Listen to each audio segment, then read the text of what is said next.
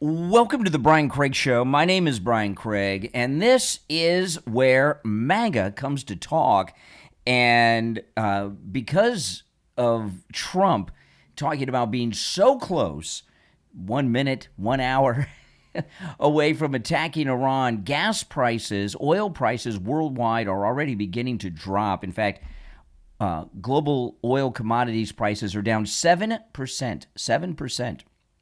Just because he said he's an hour away from attacking Iran. And the deal is close. So we're going to cover that, and we've got a lot to get into on the program today. And I got a question I want to ask you all. This is a very important question, and a little explanation before I ask the actual question. This is a very serious question, and I want to hear from you and the listening audience. Respond to this. And also, you liberals out there, you never Trumpers, are always welcome on this program. So we've got the final count of how well President Trump did in the primaries on Tuesday. President Trump endorsed 32 candidates who were running in primaries across America on Tuesday. Do you know how many of the 32 endorsed Trump candidates won their primary? 32. So Tuesday night, and 0 losses. Tuesday night, President Trump had 32 endorsed candidates on the ballot.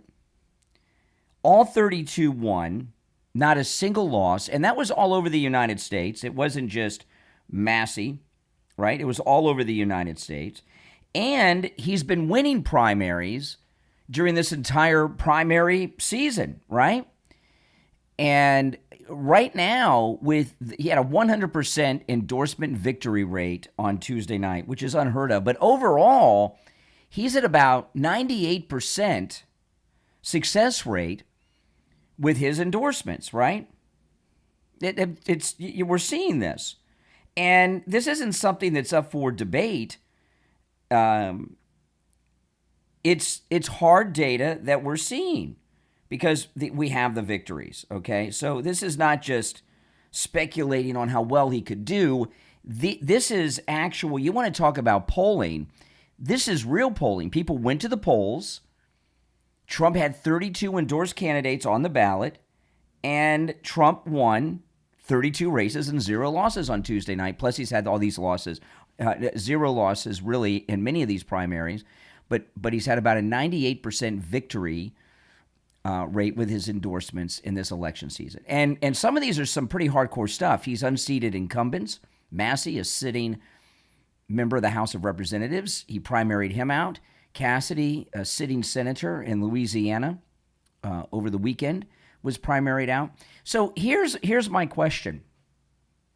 I mean, that's an incredible success rate. In fact, President Trump's success rate with his primary endorsements may be a record for a president during the second term midterms. I think if it's not a record, it's got to be pretty close to it. But I bet you it's a record, unless he has that record of his own in the past.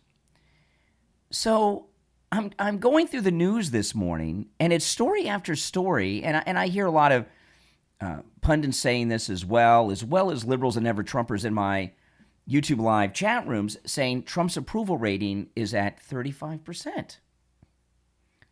Well, how is that possible? If President Trump has, and this is what I want you, this is the question I have that I want you to answer. How is this possible? Right? How is this at all possible? 32 endorsements Tuesday, 32 victories. That is hard data. He's unseated a sitting senator, sitting House members, and he's at about a 98% success rate with his endorsements in the primaries. How can, and that is hard data. That is factual information. It's not up for debate. These are wins. People went to the polls, voted, and they won. If Trump's approval, here's the question. If Trump's approval rating is at 35%, why does he have almost a 100% success rate with his primary endorsements? wouldn't people be voting for the people that he didn't endorse if his approval rating was really at 35%? Now, I'm not a mathematician. I hated math in school, all right? I hated it in school. Oh, my goodness. Oh, nothing worse than math homework and all those math problems. Oh, my goodness. But that just doesn't compute. The only conclusion I can come to is this. The polls are made-up lies. There's no way you can have a 35% approval rating and have 32 endorsements and 32 victories on Tuesday night. It doesn't compute. It's mathematically impossible.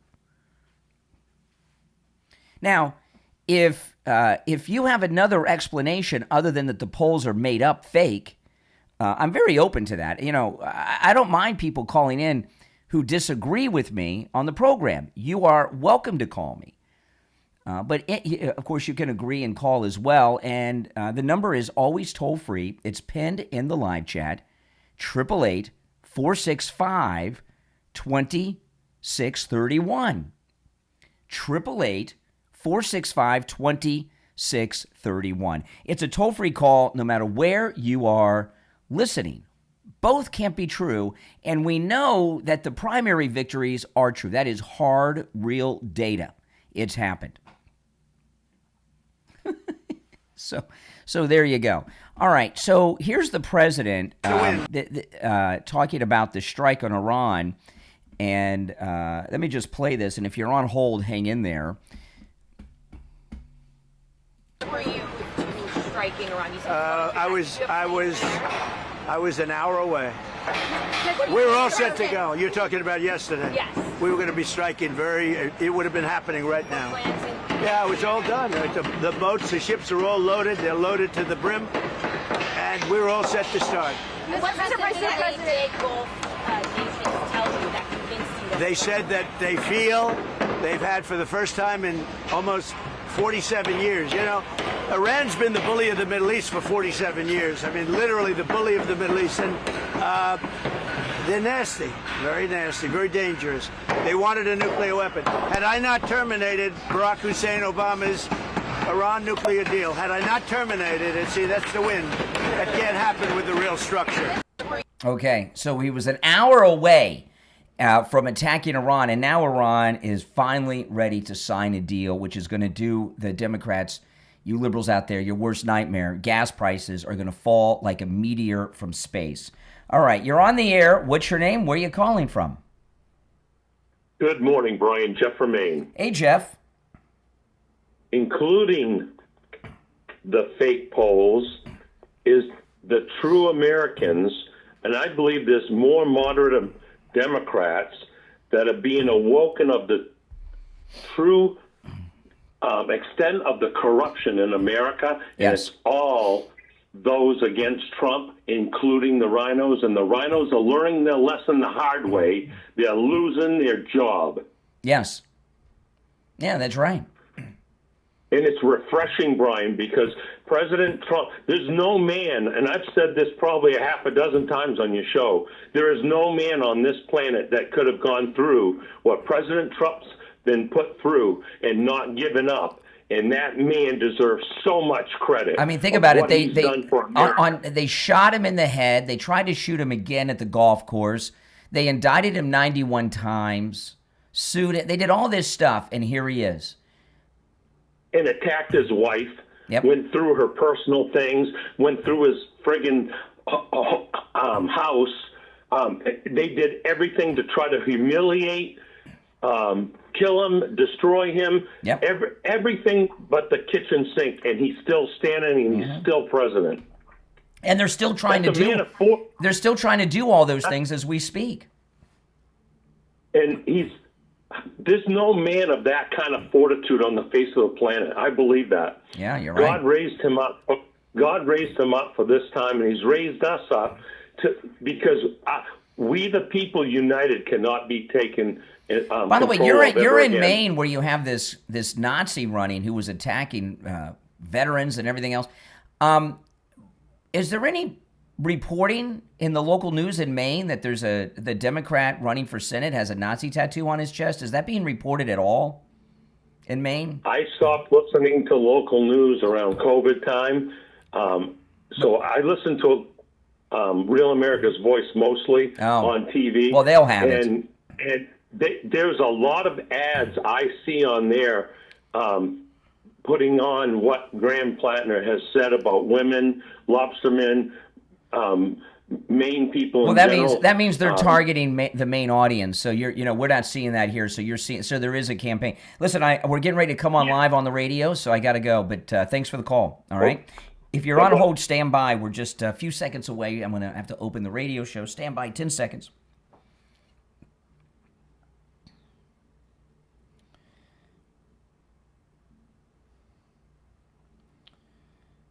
Welcome to the program, everyone. It's Thursday morning already. Can you believe it? What a great week. My name is Brian Craig, and this is Florida's longest-running radio show, the Steve Kane Radio Show, on the radio since 1977, celebrating 49 years on the radio. Welcome, one and all. Major things are going on. Major things. I want to share this. This was the president at the ballroom construction site. You will hear the sound of hammers in the background. I bet you Melania hates the sound of hammers all day. But maybe the glass is so thick in the White House residence that she doesn't hear it. But the president dropped something pretty big about Iran. Were you striking Iran? I was an hour away. We were all set to go. You're talking about yesterday. Yes. We were going to be striking it would have been happening right now. Yeah, it was all done. The boats, the ships are all loaded. They're loaded to the brim. And we were all set to start. What did any Gulf nations tell you that convinced you that? They said that they feel they've had for the first time in almost 47 years. You know, Iran's been the bully of the Middle East for 47 years. I mean, literally the bully of the Middle East. And they're nasty, very nasty, very dangerous. They wanted a nuclear weapon. Had I not terminated Barack Hussein Obama's Iran nuclear deal, had I not terminated it, see, that's the win. That can't happen with the real structure. You hear that? So he was an hour away from the strike on Iran, and everything, of course, all the weapons, the fleet, they're all there ready to go. For 2 days in a row, oil prices have dropped. Yesterday, oil prices dropped 7%. Okay, and Iran is now finally ready to sign an agreement because they're terrified of being completely obliterated by President Trump in this latest attack. Saudi Arabia, the UAE, they've been talking to them and have woken them up a little bit and brought them to their senses. And, you know, here is a big reality, a big truth. What is about to happen is the Democrats' worst nightmare. You know what that is? What is the Democrats' worst nightmare right now this week? What's their worst nightmare? You know what that is? Falling gas prices. Indeed, that's right. Correct. Falling gas prices. You know, all these liberals that you hear talking with the pundits, these libs that call me here on the program that are complaining about gas prices, they love high gas prices, and the last thing they want are lower gas prices. That's why, you know, I was looking at Gas Buddy this morning. I can get gas under $4 a gallon here in South Florida. I can pay $4 or more if I want, but I can get gas under $4 a gallon still. It's still lower than it was under Biden, but the gas prices are about to drop. But what they do in the media, see, the Democrats, California, gas is over $6 a gallon. And they're artificially, and they will artificially inflate the price in California and in other blue states so that the national average stays higher. So the reporting is always, the reporting you see is the national average. Now, those of you that are in blue states or one of those states that doesn't allow self-serve at the pump, New Jersey, I think, is it Idaho? Somebody, a listener told me they're in Idaho. You can't pump your own gas. Oh, my goodness. But anyway, you know, if you don't have self-serve in your state or you're in a blue state, I can't help you.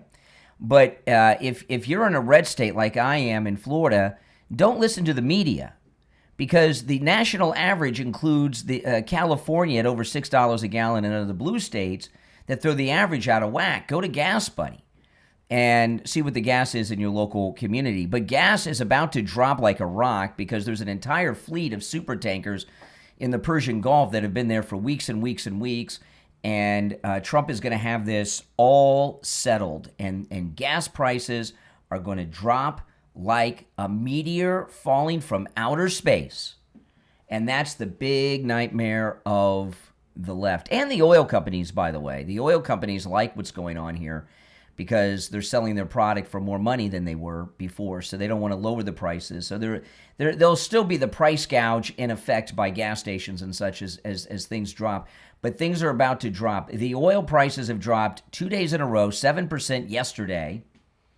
So, the prices are going down. Now, I have a question for you, and I don't think a single Democrat is going to attempt to answer this question. I really don't. And in a way, it makes it not a good question because the question answers itself. But I'm going to ask you this question, and I really, truly want an answer to it. On Tuesday, we got an update because yesterday, during the day, the final primaries were finalized and certified and all that. Final votes were counted. President Trump on Tuesday had 36 endorsed candidates running in primaries around the United States. 36 endorsed candidates nationwide were endorsed by Trump. Do you know how many of them won? Out of 36, that's a lot, man. You know how many won? 36 endorsed candidates. You know how many won? 36 and 0 losses, right? So President Trump on Tuesday had a 100% endorsement success rate at the polls in the primaries. Over the last couple of weeks since primaries have started, he's having victories nationwide, including unseating sitting member of the House, Massey, Cassidy in Louisiana, a sitting member of the United States Senate, and Cornyn's about to lose his primary and be unseated Tuesday. But what we know right now, I don't want to talk about the future, I'm talking about right now. What we know is this. Tuesday night, President Trump had 36 endorsements and 36 victories. He's had many victories during primary season. So right now, President Trump's endorsement success rate is almost 100%. He's at about 98% in the primaries. About 98%, it might be even a little more, but about 98% of Trump-endorsed candidates have won their primaries. That is a fact. That is actual data, not some polls on television. People went to the polls and voted, and Tuesday, 100% of Trump's endorsed candidates, 36, won their primary. So I'm reading the news this morning, and I see story after story that Trump's approval rating is at 35%. And I say to myself, wait a minute, how is that possible? Explain this to me. How can Trump's approval rating be at 35%, but he had 36 victories, 100% success rate Tuesday, and he's at about 98% success rate in the primaries? If his approval number was so low, 35%, wouldn't people be voting against the ones he endorsed? If his approval rating was truly 35%, as is being widely reported everywhere, wouldn't his primary endorsed candidates be losing?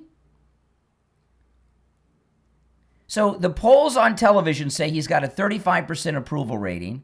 He had 36 victories the other night, all of his endorsements. He's had 98% success rate with his endorsements during the primary.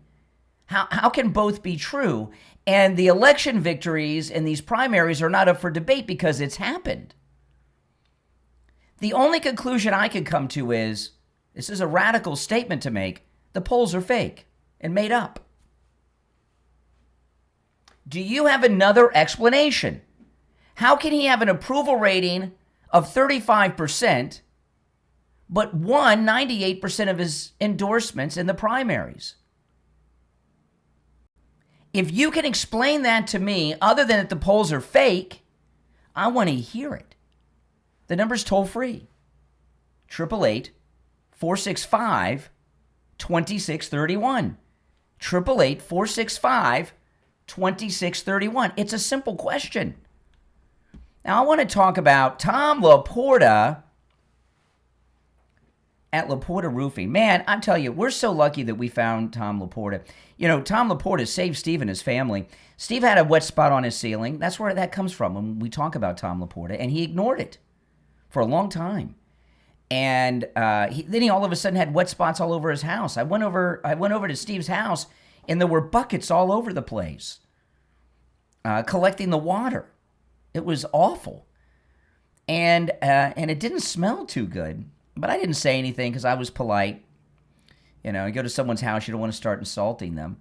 And then Steve said, finally, I got to get a roofer over here. And we found Tom LaPorta from LaPorta Roofing. And Tom LaPorta went over there and found out what the smell was. Oh, my goodness. The moisture, because Steve ignored that wet spot, had leaked into the drywall in the walls of his home. And 40% of the drywall in Steve's home was infested with deadly black mold. And that smell was black mold. And I talked to Tom about, I didn't want to talk to Steve. I didn't want to embarrass him at the time, but I'm talking about it now on the air. But I said to Tom, I said, yeah, I smelled it. It was so strong. He said, me too, as soon as I walked in. And I said, but Steve, and then they didn't know. And he says, because they were living there, it happens over time. They were used to it and didn't even notice it. And that happens to people. They don't even notice it. And most people that visit them are like me. They're polite and don't want to say your house stinks. But Steve needed a whole new roof. He had to replace the drywall that was infested with the black mold and all, because that's deadly. His whole family were breathing that in. But if he would have called Tom LaPorta when he saw that first wet spot on the ceiling, very good chance he would have only needed a simple repair. Call Tom LaPorta. He covers both the east and west coast of Florida and everywhere in between. And remember, he's a good MAGA guy who will never sell you a roof you do not need. Call Tom LaPorta or text him directly to his cell phone, 954-604-4602. 954-604-4602. That's 954-604-4602. And online, LaPortaRoofing.com. All right, we'll take our first break of this Thursday and be back. All right, we're clear. So, can anyone explain that to me? Can anyone explain that to me? How can Trump have a 35% approval rating, but have a 98% victory rate in the primaries? Is there another explanation other than that the polls are fake? Yeah, I saw someone said gaslighting. No doubt about that. They're gaslighting us. They're trying to convince us that he's unpopular while he's having all of these victories. That's it. The polls are fake. It really ticks me. I don't follow polls, and the reason I don't follow them is because they're fake. I do follow the trends in certain things sometimes, and you'll hear me talk about them from time to time because I feel obligated, because people they're in the media, so we have to expose them and explain what's really going on with them and all. But there is no other explanation for what they're doing, right? And if you're a liberal and you have another explanation, I'm certainly welcome to hear it. All right, the number's toll free, 888-465-2631. 888-465-2631. It's a toll free call no matter where you're located.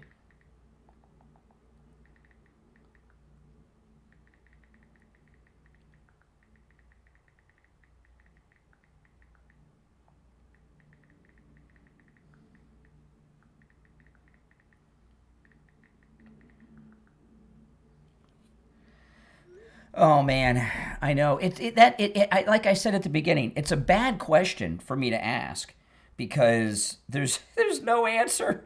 There's no answer, you know. And what liberal is going to try to answer something like that, right? You know, I tell you, I really get so sick of the liberals and their BS. I really do, because nothing about the left is real. Everything about the left simply are just lies. Just lies. You know, they have meaningless and vacuous talking points and words. It's like Ro Khanna's trying to get this thing going that Trump and people that support him are the Epstein class. I mean, you know, good luck with that. They're trying to get this thing going that a bunch of Republicans have turned against Trump because he's not America First. They're calling them Massies now. They don't have any, they have no party platform. They have no agenda. And they don't even have any candidates, you know. And all they have are lies, talking points, and gaslighting with the fake polls. There's no way that those polls are real. All right, we're going to be back in less than a minute. We're in radio break. Check the time. Yep, less than a minute. We'll be back in about 40 seconds or so. And I'm going to move on to some of the, I got a lot to cover today. So, guys, by the way, please make sure that you like the video, all right? Make sure you like the video. You know, liking the video really helps grow the channel. When you like the video, YouTube recommends my video to people that have not yet found the channel. So please like the video. And if you get that hype option available to you, please do that. That helps so much when you guys like the video and use the hype. You won't always have it available, the hype, but you can always like the video, and that helps a lot. All right, we're 10 seconds away, and then we'll be back. Waiting for the first liberal to call in about that. Welcome back, everyone. I'm Brian Craig. It's the Steve Kane Radio Show. Okay, so Spencer Pratt. You know, what's going on with Spencer Pratt is nothing short of amazing. He got the support of President Trump yesterday. And the whole idea that a Republican, because Spencer Pratt is a Republican, the idea that a Republican is a viable candidate in Los Angeles is insane. I can't even hardly get my mind around it. It's crazy, isn't it? That's how bad things are in L.A. And, you know, this is what you got to understand. They got a three-way race now. Karen Bass, Spencer Pratt, and Ramen Noodles is that city commissioner that's running. And she's so far behind. This is a primary. And the top two candidates will face off against one another, and unless one of them gets over 51%, which I don't think is going to happen. So this is only the first round. This is a primary, and then it'll be Karen Bass versus Spencer Pratt in the real election, in the major election. This is a primary, just like Steve Hilton in the governor's race is a primary as well in California. But the idea that a Republican is a viable candidate against a Democrat black woman in Los Angeles it's unheard of. And there has not been a poll in over a week come out of L.A. And the last poll showed that Karen Bass was only 8 points ahead of Pratt. And a lot has happened in the last, it's been a week and a half maybe since that poll came out. It was after the debate. Maybe it's been 2 weeks since that poll came out. It's been at least a week and a half, but maybe 2 weeks. And I suspect we haven't seen any new polls because they don't fit the agenda. But Spencer Pratt is running as an independent because it's a nonpartisan primary, but he is a registered Republican. So he did an interview with CNN, and they asked him a question that they thought would destroy him. And the simple question is, why are you a Republican? And this is Spencer Pratt talking to CNN, explaining why he's a Republican. Why are you a Republican? Well, you want to break some news here? Sure. When I was a hated reality star, Yeah. I got so many death threats. I had so much security and police, and what did they tell me to do? Get a gun. This is real. I know people don't like guns, but LA was dangerous if you're hated. So I got a gun. My wife got a gun. And then we needed CCWs. The only people that supported a CCW was the Republican. that was what I aligned with: my safety, my personal safety, my family's safety. I know people don't like guns, but when people are threatening your life and your own security is telling you you need to have home protection, train to, it's not like just I went to the, go through the proper steps. That was my, Impetus. that's it. And Period. that was it. And you That's felt it. like that party was more pro Second Amendment. And I know that's a very hot button, but here's the thing. I'm also going to be the mayor that puts LAPD in front of every school to make schools safe from guns. That's right. Right now we You have have, enough officers to do that? I talked to a very knowledgeable Yeah. law enforcement. All you have to do is pick one patrol unit and you give them a nice pin that connects to that school, and that's their street. So they add that one. So that's already part of mine, just because obviously I know people don't like guns and we need to make everything, especially schools, safe. But that is where I connect to. And once you feel fear and it's real, you want to protect your families. Yeah, and you know what? One thing about Spencer Pratt, about being a reality star, this is a big thing. They try to use this as a discount. He was a reality star. They try to use that against Trump. That's really not true. The show he was on, The Hills, he said he was a hated reality star. Reality TV, there was this era when it took off with Survivor. By the way, Survivor, my wife and I, we used to watch Survivor in the early days. We went away from it for many years because it became so boring. This is their 50th season. They do 2 a year. It's been on 25 years, and we've been watching this season's Survivor. It's really good. They've changed things up this season to make it not so predictable. But anyway, after Survivor, there was all this reality TV that exploded all over. And Spencer Pratt was on The Hills. It wasn't reality TV. It was a genre that was called, even at the time, scripted reality, which really means fake. Spencer Pratt released a really cool campaign ad a couple days ago that is a parody of the Fresh Prince of Bel-Air opening credits. Have you seen that? He's very good in it. Spencer Pratt is not a reality person. Like Rachel Campos Duffy and Sean Duffy were on The Real World. That was like real reality. But Spencer Pratt on The Hills, it's called scripted reality, which means it was all scripted. It was fake reality. It was a fake reality show. Spencer Pratt was an actor. And a lot of the attacks on him by Karen Bass are pointing to how he was on the TV show. Well, he was an actor on a scripted show, The Hills. That would be like judging Arnold Schwarzenegger when he was running for governor based on how he was in Terminator. Oh, did you see? Oh, Schwarzenegger in Terminator. Did you see he killed all those cops? He said, I'll be back, and then he came back and killed all the cops. How are you going to elect this guy? No, that was a script. It didn't really happen. It was, James Cameron directed this movie. It was called The Terminator. Well, Spencer Pratt in The Hills, it was the same thing. He's just an actor on that. And, of course, that's lost on them because they don't want you to know it. But, when they asked him here why he became a Republican, I don't think that was the answer they expected.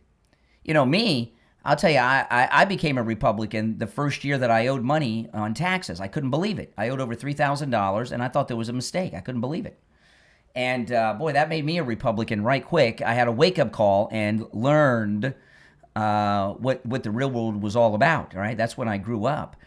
But his is I couldn't protect myself, and the Democrats wouldn't let me protect myself. I had to do something to protect myself, and only Republicans supported concealed carry weapons. So that's what a CCW is in California. I thought that was a great answer, and that's not the answer that the liberals were hoping for. All right, if you're on hold, hang in there. If you'd like to call in, the number's toll-free, 888-465-2631, 888-465-2631.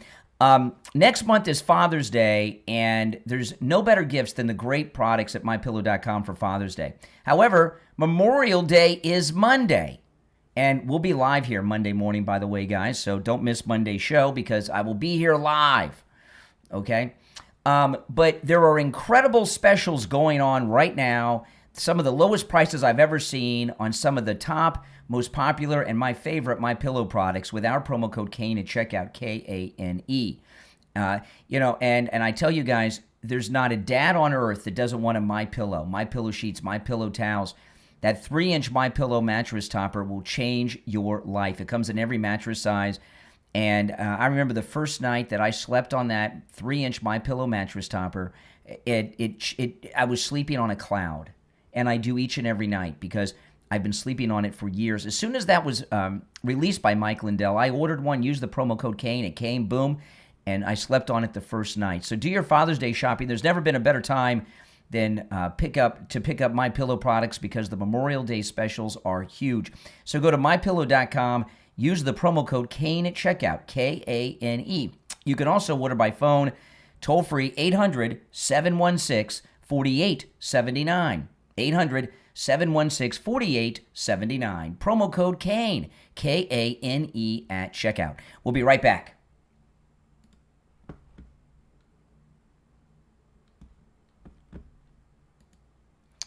Oh, by the way, I want to welcome a new top Patreon supporter, Michael, who became a top Patreon supporter today. Welcome, Michael. If you become a Patreon supporter of my program, which supports all the content I bring you, you get all kinds of very exclusive things that you get nowhere else. There's a link in the description of the video to my Patreon page. You get access to exclusive live streams that I regularly do. In fact, I had a live stream this morning right before I went on the air. And on the Patreon live streams, it's like here on YouTube. There's a live chat. It's very interactive, and I talk about a lot of things that I cannot talk about here on the radio, on my podcast, or even on YouTube. And I talk about a lot of things that I cannot talk about anywhere else, as you'll see when you watch the live streams. So those are exclusive live streams just for Patreon supporters. And there's a lot of other perks and benefits as well. Now, there's a link in the description. When you go there, it says join for free. But if you become a free member, you don't have access to any of the content on the Patreon page. You have to be a paying Patreon supporter, and that starts at just $5 a month. So for $5 a month, you get access to the commercial-free editions of all my podcast episodes, the exclusive live streams, which I do regularly, did one this morning, did a few yesterday as well, and you get it's just like on YouTube, you get a notification and boom. So become a Patreon supporter, support my content, and there's a link in the description of the video. All right, guys, and welcome Michael, our newest top Patreon supporter. Thanks so much for your support. All right, hold on. Let me look here. When are we coming back? Okay. Mike at the radio station just texted me. All righty. Okay. Let's see where. Oh, yes. Yes. Where I'm going next. I'm not going to tell you guys till we're back. We'll be back in about 90 seconds. And if you'd like to call in, please do. The number is toll-free, 888-465-2631. 888-465-2631. If you're on hold, hang in there. And I'm really looking forward. Hold on one second. I'm going to get the copy here.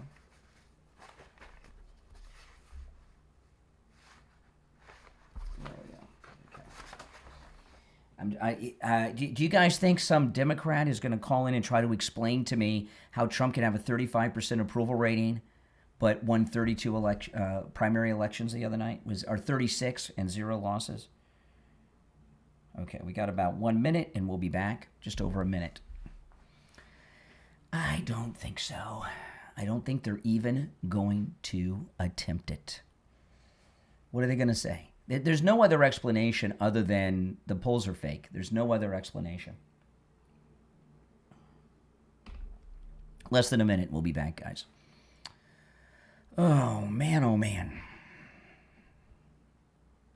Stand by. Yeah, I will be live on Memorial Day.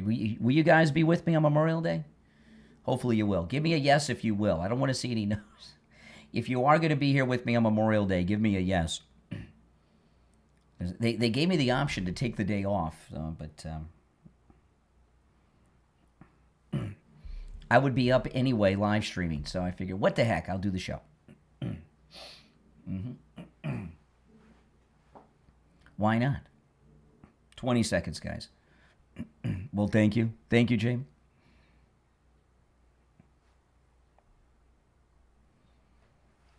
Yes. Good. All right, 5 seconds.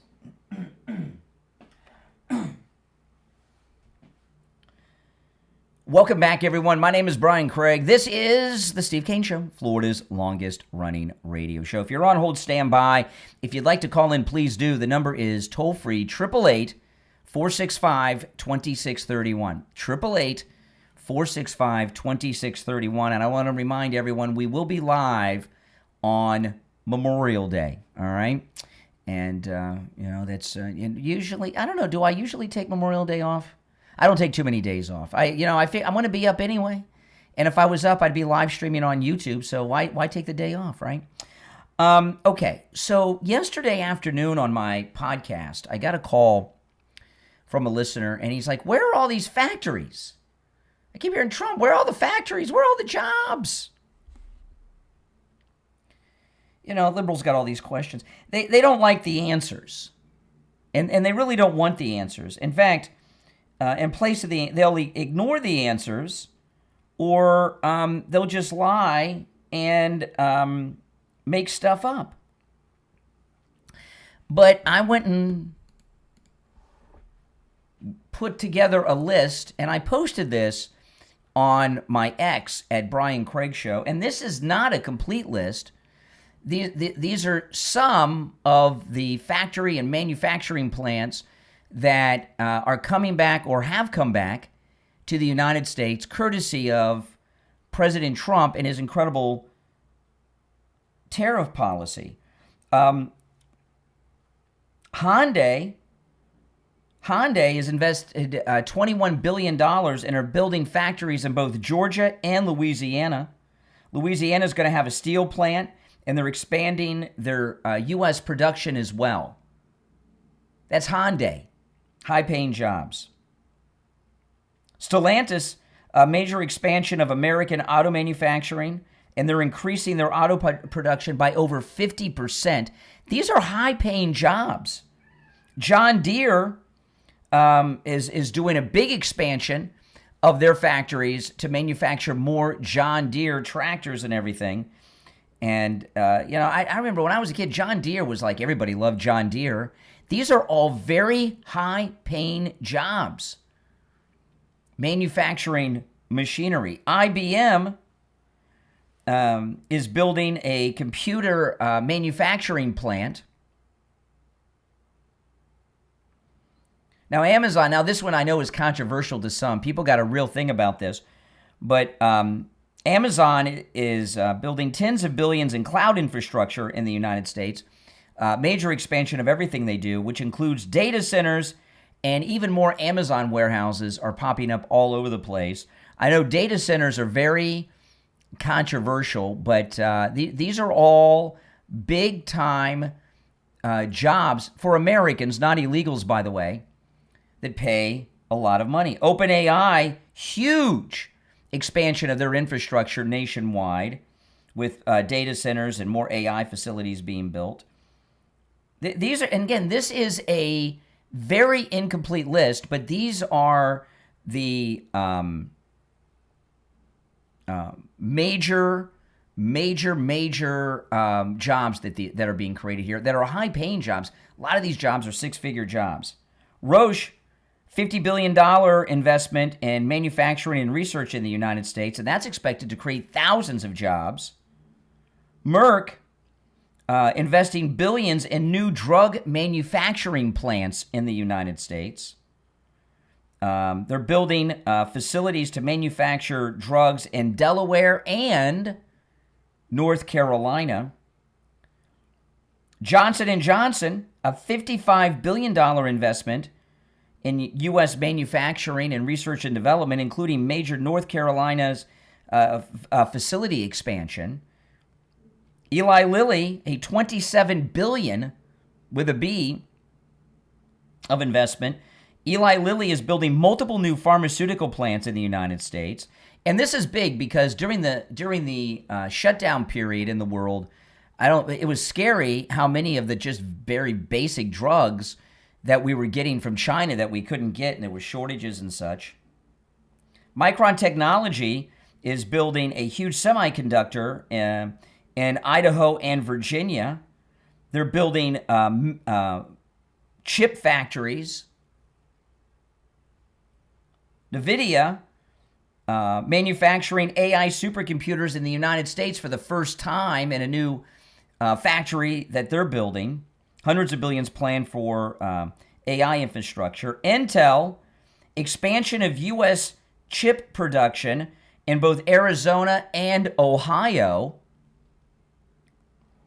TSMC, over $100 billion additional U.S. investments building chip fabrication plants. And there's more. I mean, this is a very incomplete list. But what I just went through, I put in the form of a graphic I made that's on my X at Brian Craig Show. But these are things that the media are not reporting. Right? The media aren't reporting these things, and they don't want people to know. These are high-paid jobs. When President Trump started announcing these deals of U.S.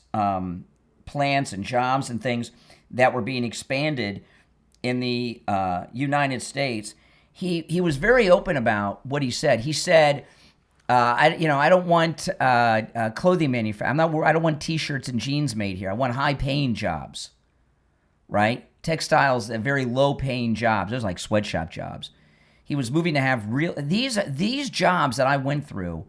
Many of them, you get to these, require college educations, advanced degrees to work in these places.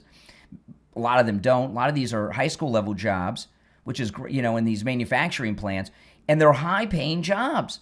The kind of job that you can support a family and afford to buy a house and 2 new cars with and not be worried. And if you think about it, before Trump, how many times did you hear politicians say the jobs are never coming back? Manufacturing's never coming back. And on top of that, it's not just the jobs in these plants. These are huge factories and plants that are being built. So there's a massive amount of jobs in the construction of these, and then around them's an entire facility. What happens? You have plants this big. What happens? Around the neighborhood, you get strip centers, you get restaurants and gas stations and barber shops, and you get entire cities pop up where these places were. Right? So, what's going on here, there's more jobs being created than you really could probably put a number on, because once they are in place, you have this whole support system around it. The McDonald's, the KFC, places like that. There's so many jobs that spring up around. And grocery stores, everything. Communities for people to live in because they want to live close to work. So new home construction and the jobs that are involved in building those homes. There is an economic boom going on in this country, and you wouldn't even know it by watching the news. What's going on, this is what's in it. You don't know about it because it's not in the news, because the news don't want you to know. But this is an economic, the president talked that this is what he wanted. This is an economic boom like we had after the end of the Second World War in this country, during, when everything just exploded. And that's what's going on now. And you know what? It's not slowing down. And the ones I went through, this is a very, very incomplete list, but it's some of the more well-known ones that the media are covering up. The media, they're not into news. They're into, quite simply, gaslighting. They're gaslighting us on the polls.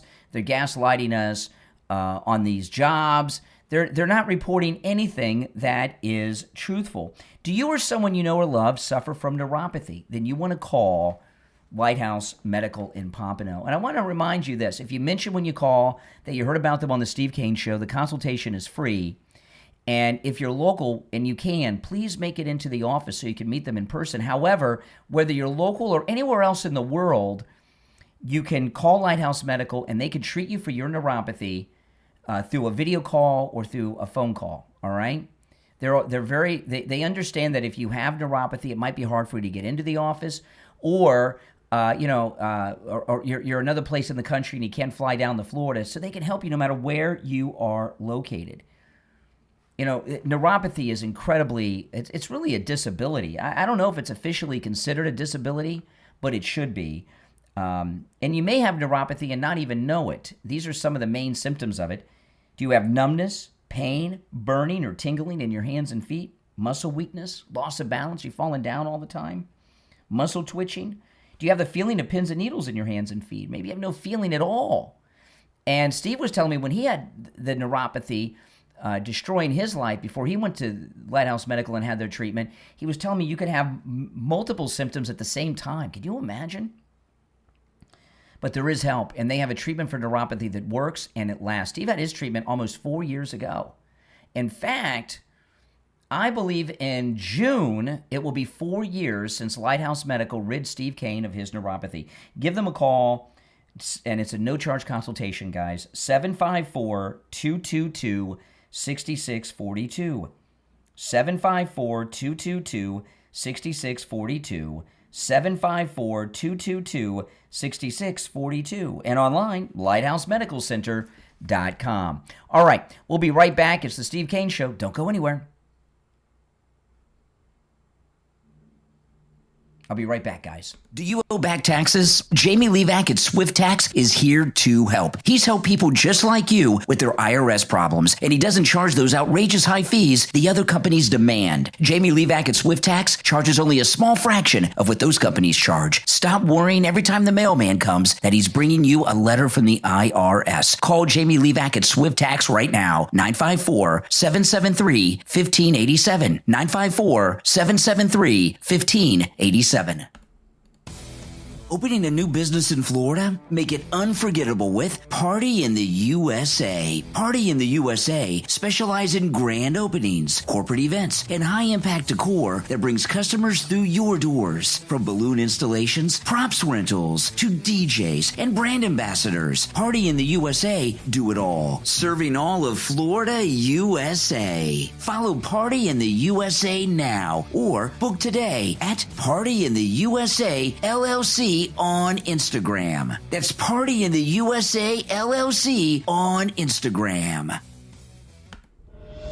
From author Tony Soika, who was named 2026's Best New Author in Veteran Fiction by Insider Weekly, comes a vigilante justice thriller for fans of Jack Reacher, military suspense, and stories that fight back against animal cruelty. Pit Bulls in Paradise, available on Amazon. After 30 years in the Army and 3 brutal combat deployments, John thought he'd finally found peace in Key West. But Paradise has a dark side when he discovers a savage dogfighting ring tied to ruthless criminals and abused pit bulls. Forced into bloody battles, he can't walk away. Haunted by war, driven by loyalty, and fueled by his love for man's best friend, this veteran becomes a one-man army against evil. Now, the hunters are the hunted, and one wrong move could cost John everything. Justice is coming, and it has teeth. Order your copy right now on Amazon, in Kindle, paperback, and free with Kindle Unlimited. Pit Bulls in Paradise from author Tony Soika on Amazon. Hi, Tom LaPorta here. We are LaPorta Roofing, a family business since 1983. You are our customer. In other words, our boss. We are here for and because of you, not the other way around. The 2026 rainy season is upon us. Because we haven't had a hurricane in 2 years, all the storm chaser roofing companies have gone out of business, leaving only the strongest and the best contractors. At LaPorta Roofing, we will never sell you a roof you don't need. We don't have salesmen or commissions, so we will never pressure you to sign a contract. Also, deposits are not required. At LaPorta Roofing, you will always come first. We must earn your trust, and we will. So call me on my cell at 954-604-4602 or find us on the web at LaPortaRoofing.com. That number again is 954-604-4602, 954-604-4602, or on the web at LaPortaRoofing.com. All right, we'll be back in less than a minute. If you would like to call in, the number is toll free 888-465-2631. 888-465-2631. It's a toll-free call no matter where you are listening. I'm going to move on to something else when we get back. There's so much news to cover. I don't remember a time when we've had so much news. Someone said 6,000 insider trades. Really, who's that?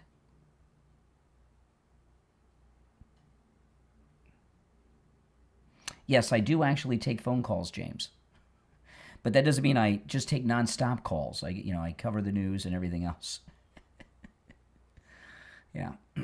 You're welcome to call in, James. All right, 10 seconds. We'll be back.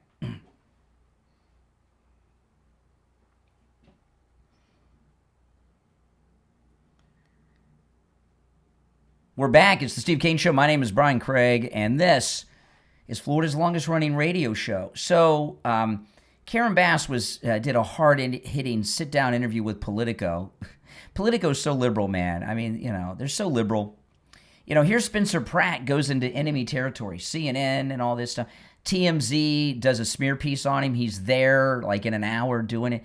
And Karen Bass sits down with people that agree with her. And they asked her a question. I mean, this is, the Democrats, listen to this. This is Politico interviewing Karen Bass. Councilmember Hugo Soto Martinez. Okay, and again, this is before she was mayor, of course, but still. Councilmember Hugo Soto Martinez, who has endorsed you, he wants to explore ways to let non-citizens vote in city elections. I know that there are some cities that already do this, but politics is all about timing. With Donald Trump in the White House, is this the right time for Los Angeles to go down this path? Well, I think we need to explore it. Now, I've not seen exactly what he's calling for. I have a little familiarity of what happens in other cities. And for example, some cities will allow people to vote in like city council and school board elections because they pay local taxes, but they are not necessarily undocumented. They might be here completely legally, oh my goodness, but have not finished the citizenship process. So we'll wait and see. By the way, no, she was mayor when that interview. That's a recent interview. So she wants non-citizens who are in the country legally to vote. What other country in the world allows non-citizens to vote in their elections? Right? What other city in the world, what other country in the world would allow something like that? Republicans, now this doesn't have right now a hope in passing, but Republicans right now are introducing legislation that naturalized citizens cannot hold seats in Congress. And in the past, I might not have supported that. But now I look at what's going on, and, you look at someone like, criminals that have made their way. They're foreign nationals. They immigrate to the United States. They become naturalized U.S. citizens. They get in our government. They get in our Congress, and they're not representing their American constituency. They're representing their country while they're in Congress. They've turned what the Democrats have done is turn the Congress, in particular the House of Representatives, into like the UN. You have all these foreign representatives that they may be a legal U.S. citizen, but that's just some technicality so they could get the seat. Right? It's like wearing lifts so you make the height requirement like DeSantis tries to do with the kinky boots. And in the past, I would have said no. If they're a U.S. citizen naturalized, that's okay. But now I look at what's going on in Congress, and it's not just Ilhan Omar. Look at Tlaib. When President Trump took out Soleimani in his first term, he didn't let Congress know. There was a big controversy. So why did he not let them know? You know why? Because he thought that Tlaib would tell her friends in the Muslim Brotherhood, and he'd get to Iran before the attack happened. You look at Ilhan Omar, the Somali pirates in Minneapolis, she released a written response to Fox News yesterday, a written response. Can you imagine that she didn't know anything about this criminal operation going on in Minneapolis, in her district? The criminal operation was exploiting a system that she passed into law. And she just thinks one day all the people in her district were driving Mercedes-Benz, BMWs, and Bentleys. All of a sudden, everyone in her district owned a Leering Center that had no students. And billions of the dollars that Medicaid was sending to the Somali pirates was being sent back to Somalia. So it wasn't just theft. They had a money laundering operation, and she knew nothing about it. You know, we've got a serious problem. And J.D. Vance, he did the White House press conference a couple days ago, and he said he's in charge of all this investigation. She's under investigation, and she very well could find herself arrested. And I'm telling you that every time I see her on television, she looks older and more depressed. And she's not smiling all the time like she used to. She used to smile all the time like Mondani because she was on top of the world. That's just not the case anymore. And there's a very good chance that she's going to be arrested, have her citizenship stripped away, and be deported. And she's in fear of it. And not just her. And here you have Mayor Karen Bass saying that foreigners that aren't even citizens should be able to vote. You know, and she says, well, they're in the process. Well, everyone's in the process of turning 21, so can people buy liquor? Even though they're not 21, they're in the process of becoming 21. No, you can't, you know, the Democrats, and this fits right in to the Great Replacement Theory and Invasion USA that they had going on. You know, and you know, what the replacement theory was, which really was replacement fact, is that they're getting people used to the idea of non-U.S. citizens voting in municipal elections, which is allowed in some cities in California. And then the next thing will be, well, why not the county? And then after people get used to that, well, why not the state? And next thing you know, they'll be talking about, well, why can't you be president if you're not a natural-born U.S. citizen? You understand? The Democrats have given up on the American people. So those of you that are Americans and are Democrats, they've given up on you because they don't think the American people are grateful enough for all that they're doing. So the Democrats have everything they have going on is now invested in foreign nationals. Now, this election cycle, because of the deportations and the ICE, is running into a problem for them. And, you know, because a lot of the illegals in these blue cities and blue states are afraid to come out of their house. They won't go to work because they're afraid of getting picked up. All right? So that's going to have a big impact on the elections in California, particularly in Southern California.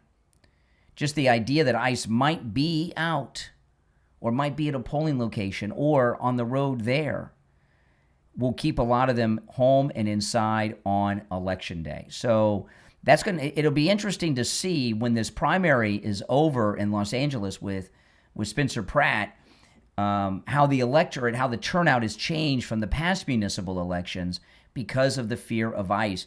And no one's really covering that aspect. And that's one of the things that makes the mayor's race in Los Angeles so unpredictable. All right, we got a lot to cover on the program today. If you're on hold, don't go anywhere.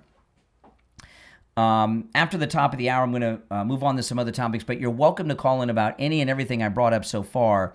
But I want to keep this question as a running question on the show today, because I think this is very important.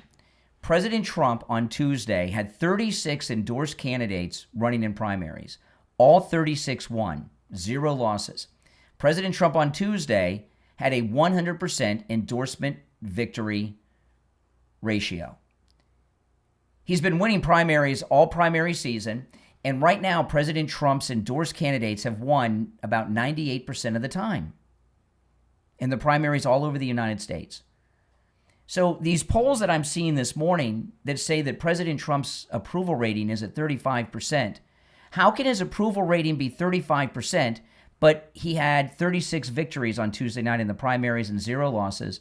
And overall, He has a 98% success rate in the primaries with his endorsed candidate. How can he have a 98% success rate but only have 35% approval rating? If his approval rating is so low, why are people voting for the candidates he endorses 98% of the time? And on Tuesday, 100% of the time. The only conclusion I can come to is the polls are fake.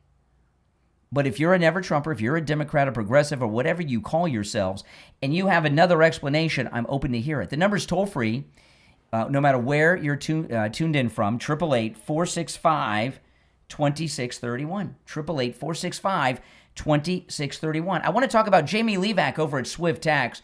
If you didn't file your taxes by April 15th and didn't file an extension, call Jamie Levac. It's okay. He'll help you. He'll take care of it for you. Okay? And he'll do all of the work for you. He'll contact the IRS for you and handle everything. If you have past years that you haven't filed on, call him. He'll handle everything with the IRS. If you owe back taxes and you're very worried about that and you can't afford them, and maybe you've already made a payment arrangement with the IRS and it's a struggle, maybe you've never called them about your back taxes and you're afraid of that mailman every day bringing you a certified letter or those phone calls, call Jamie Levac at Swift Tax. He has a direct line to the IRS and he'll take care of it for you. All right? This number rings directly to Jamie Levac. You can call or text, and he can help you with your taxes no matter where you are in the United States. 954-773-1587. 954-773-1587. 954-773-1587. All right, we'll take our break for the top. Be back with more and your calls after this. All right, we're clear, guys. We'll be right back. Caring for someone with dementia can feel overwhelming, emotional, and exhausting. Every day brings new challenges, important decisions, and moments you never want to forget. That's why Dementia Caregiver Journal, a practical guide for tracking daily care, meals, sleep, and notes for doctors from More Motivate Media was created. The Dementia Caregiver Journal is designed to help caregivers stay organized and confident by keeping everything in one convenient place. You can track daily moods and behaviors, medications, sleep schedules, meals, doctor notes, trigger calming strategies, and care plan updates with an easy-to-use layout designed specifically for dementia caregivers. The Dementia Caregiver Journal is also a private space to reflect, reduce stress, celebrate small victories, preserve meaningful memories, and care for your own emotional well-being during one of life's most demanding journeys. With 276 pages, guided prompts, and a portable 6x9-inch size, the Dementia Caregiver Journal becomes your trusted daily companion through every stage of caregiving. If you're caring for a loved one with dementia, you deserve support too. Order your copy right now on Amazon. Dementia Caregiver Journal, a practical guide for tracking daily care, meals, sleep, and notes for doctors from More Motivate Media on Amazon. Hello, this is Mike at Friendly Tire. I've been in business 30 years at the same location and offering great deals on new and used tires. I have many suppliers. Whatever car or truck you have, I can get you incredible deals on any tire. I also do tire repairs at very low prices. Give me a call. My number is 954-977-9445. I will give you a price over the phone on new and used tires. Again, my number is 954-977-9445. Thank you. You can run, you can hide, but eventually he will find out. From award-winning author Kate Bowman comes your next must-read book, Saving Sophie, Book 7 in the Bodyguards of L.A. County series. Available on Amazon. Sophie Burke thought she escaped her past. She left everything behind. Her home, her life, even her name. Now, she's just another face in the city, living in a rundown motel, working a job she hates, trying to stay invisible. But some nightmares don't stay buried, and some secrets refuse to let go. Stone McCabe is a man who doesn't get involved. He's a bodyguard with a reputation for keeping his distance until one rainy night changes everything. Because when Stone meets Sophie, he sees something no one else does. Fear, secrets, and danger closing in fast. What starts as a simple favor turns into a fight for survival because helping Sophie could save her life or cost them both everything. Saving Sophie is winner of the Reader's Crown Award and multiple national honors. It's a story of suspense, confidence, passion, and the kind of love that refuses to back down. Order your copy of Saving Sophie from author Kate Bowman on Amazon for free, but only for a limited time. So order your copy right now. Saving Sophie from author Kate Bowman on Amazon. All right, we're just over a minute, and we'll be back. If you're on hold, stand by. And the number, if you'd like to call in, is toll-free and pinned in the live chat, guys. If you'd like to call in, it's 888-465-2631. The calls are all screenless and unvetted, and, of course, toll-free no matter where you are listening. All right, stand by. Let me check here. Okay, just less than a minute, about 50 seconds, and we'll be back. So much to cover. Oh, my goodness. I'm going to get into this fund that the president set up that just has them just freaking out. The 1776 fund. These people, I tell you, the liberals. If they didn't disagree with everything President Trump did, they might have a little more credibility, right? 30 seconds, guys, and we'll be back. Oh, boy, oh, boy. Oh, yep. Please like the videos, everyone. You know, when you like the video, that helps so much. It gets the video recommended to people that have not yet found the channel. So please like the video. 10 seconds.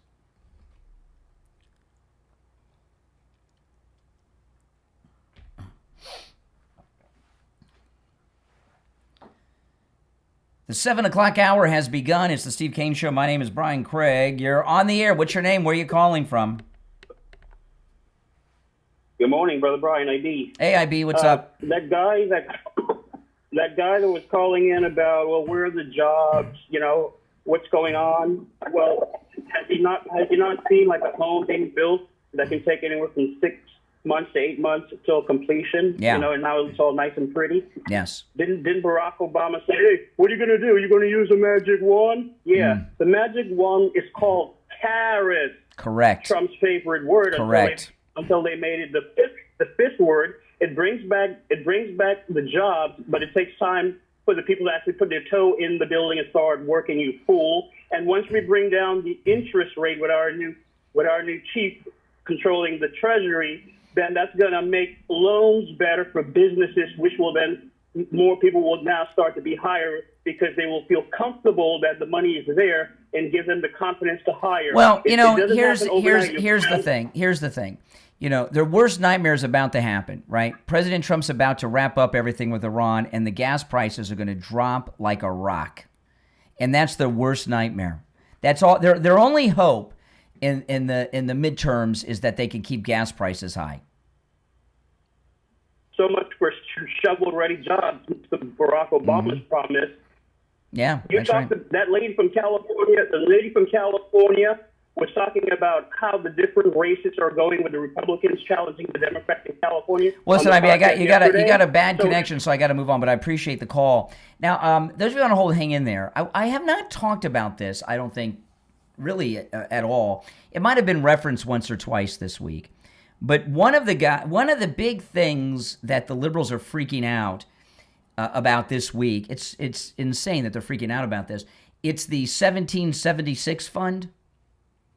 And the dollar amount is beautiful. President Trump got this incredible award from the IRS because they leaked his tax returns, which is illegal. And he, instead of taking the money, he put it in this fund, the 1776 fund. It's $1,776 that he put in this fund to help people whose lives have been destroyed by the Otto-Pin Biden administration's Lawfare. And, I mean, you know, Rudy Giuliani, who was recently in the hospital, and by the way, not only is Giuliani out of the hospital, he's been on the air doing his show this week, and he looks great. You know, he beat the pneumonia. It looks like he got like a good body cleanse because he looked great. I saw him on television, I think yesterday, or was it the day before? Yeah, no, it was yesterday because he was talking about Massey's defeat. And he looked great, Mayor Giuliani. But Giuliani, because of the Lawfare, he's broke. And he was a millionaire, multimillionaire, and he went broke. They seized everything from him. They even wanted his car. He showed up at an event in Palm Beach in his car, and then all of a sudden they go to court and wanted to take it. They were treating, remember how OJ couldn't, when they were taking everything from OJ? That's how they were treating not just Mayor Giuliani and Roger Stone, but many others. And when you, and it was all lawfare, because what the Democrats were doing during the Autopin years was criminal. They were persecuting people because they were MAGA or worked for Trump or advocated for Trump. And when they bankrupt multimillionaires like Rudy Giuliani, imagine what's happened to people like Tina Peters and her family. Oh my goodness. That's right. You know, these people, they're forever financially destroyed. They've lost their homes, their jobs. Many of them, even if they weren't convicted, they have to write on every application they've been arrested, and they've been arrested and charged with felonies. They owe legal bills that they'll never be able to pay back, so they'll never be able to own anything. And it was all over the lawfare. So what is wrong with a fund set up by President Trump? It's really like reparations. What's wrong with this reparations fund to help people who were unjustly persecuted because of their politics by the Biden regime? I think it's pretty ingenious and it's appropriate, and I think the country, the federal government, owes them that. All right, 888-465-2631. You're on the air. What's your name? Where are you calling from? Hello? Yeah, you're on the air. What's your name? Where are you calling from? Oh, we got a winner here. Yeah, go ahead. My name's Sam. Calling from Virginia. Frank in Virginia. What's on your mind, Frank in Virginia? No, Sam. What's on your mind? Get ready, Mike. Yeah? Just curious what's going on here. I saw the number in there, and I was curious what your feelings about things are. I see the Trump hat. Yeah, I know. Isn't Trump awesome? Greatest president ever in history. I'd argue that. Yeah, so we agree. You love Trump. I would say that arguably George Washington's better. You know, he's the one that freed us from Britain. Okay. But President Trump is freed us too from tyranny. From the permanent Washington class in the deep state in Washington, D.C. How so? Can you explain that for me? He's, putting deep state coup conspirators like James Comey under arrest and on trial, which Comey is facing. Purging the Congress of rhinos who get elected and don't do what they promise to do or answer to their constituents, answer to their donors and to the party leadership like Jeb and George Bush. That's how. What about the wrong that Trump has done as well, though? The wrong? Well, I don't know of any wrong that President Trump has done. Do you? Okay. Really? No, I was just curious. What has President Trump done that's wrong? Oh, it could be argued, but it just depends on what frame of mind you're looking at. Well, give me, what's the biggest wrong that you can think of that President Trump has done while president? Well, he explicitly said that he'd be the president that didn't start new wars. He never said that. That's not true. He didn't say that. He said this. He said, no. It can be easily Googled. No, you can Google, but I heard the man, okay? He said, I'm going to tell you what he said. He said, no more endless wars. You can't as president promise there'll be no more wars. What if a 9/11 happened? Oh, well, I said no new wars. We can't respond to a 9/11-like attack. That's a stupid thing. No, he wouldn't say something so ridiculous. He said no more endless wars. Well, we don't need a name call. I'm just saying, I'm not name calling. That would be a stupid thing to say. You can't say no new wars. So what did Venezuela do that led Trump down there? Oh, very good question. You ready for a very good answer?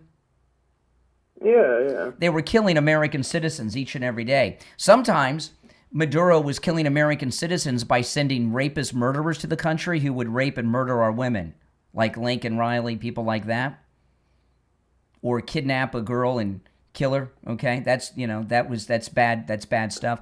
And when they weren't doing that, Maduro, he was the president of Venezuela, was sending deadly fentanyl into the country, which was killing Americans each and every day. Since you asked.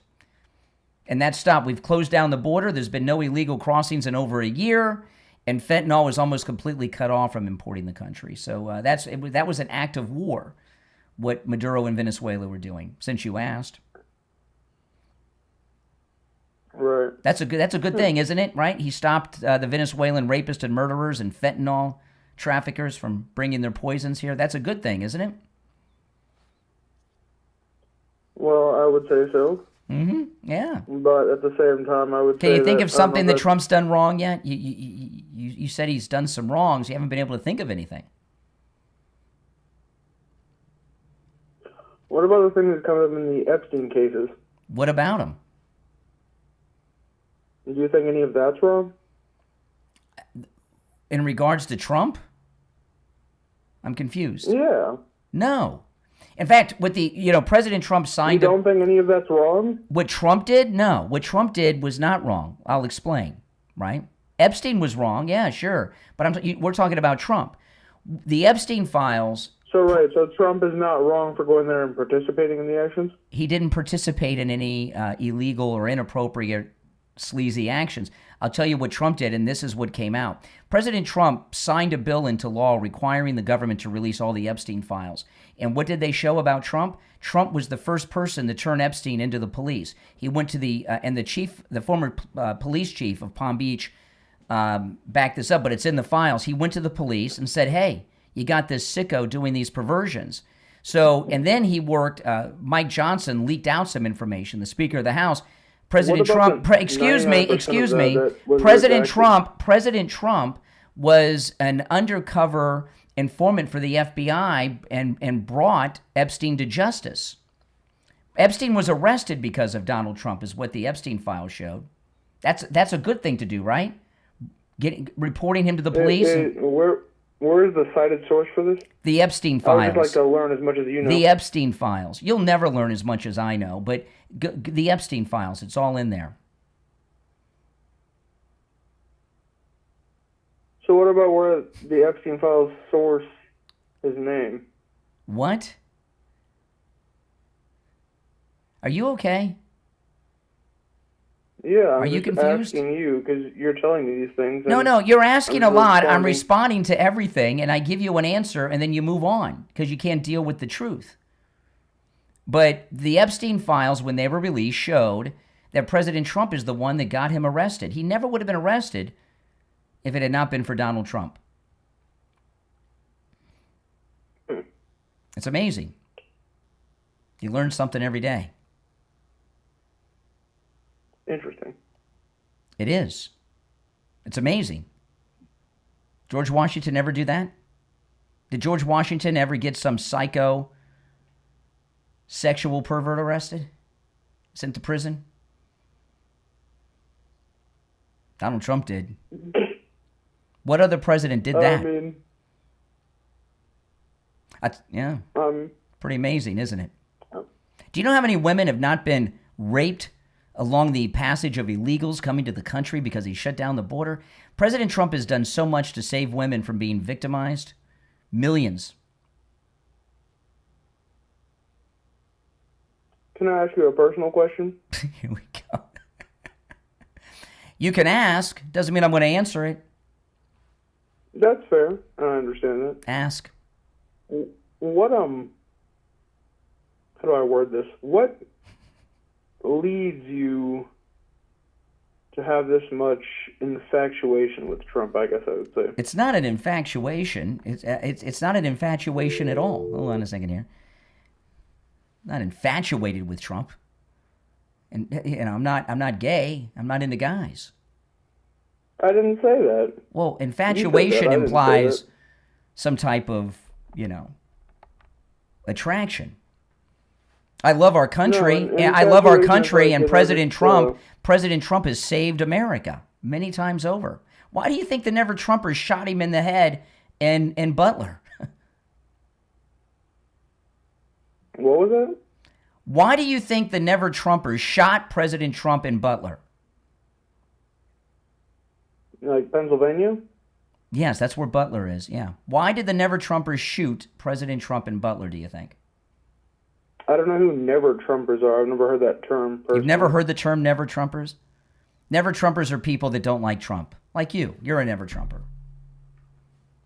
I never said I didn't like Trump. You said that he's in league with you said that he was in league participating with a pedophile doing things. That you don't sound like a guy that likes him too much. You're not very self-aware. No, just cool. Hey, listen, I got to run for a break. I got to run for a break. Thanks for the call. Paper trails.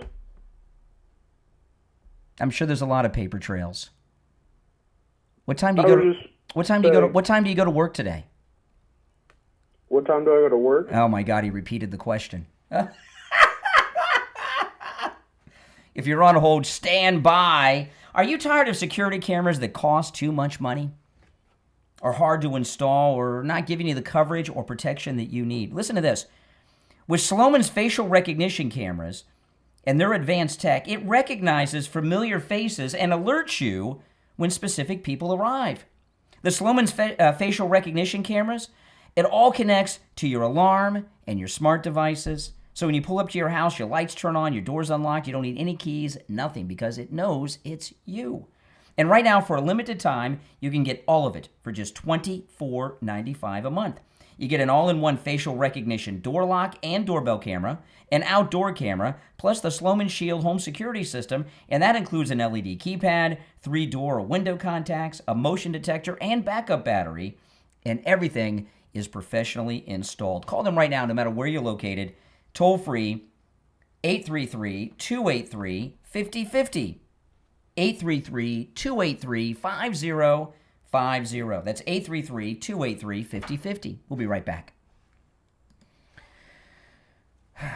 Oh, man. All right. If you're on hold, stand by. After the break, I'll go to the phones. How would you describe that caller in a word in the chat? In just one word, how would you describe that caller? In just a word. Now, guys, listen. There are humongous Memorial Day savings going on right now at MyPillow.com with my promo code Kane at checkout, Kane. All right, and these are some of the lowest prices I've ever seen because it's Memorial Day, and he has incredible deals. It's free shipping on orders over $100. It's 50% off the MyPillow mattresses right now, the towel sets, a huge discount on those. You can get the MyPillow mattress toppers for as low as $99.99. The prices are unbelievably low right now for Memorial Day with these specials with my promo code Kane at checkout. And remember, you can use my promo code Kane at checkout on all the specials at MyPillow.com, not just the ones I talk about. So go to MyPillow.com, use the promo code Kane at checkout, Kane, or call toll-free 800-716-4879. 800-716-4879, promo code Kane, Kane.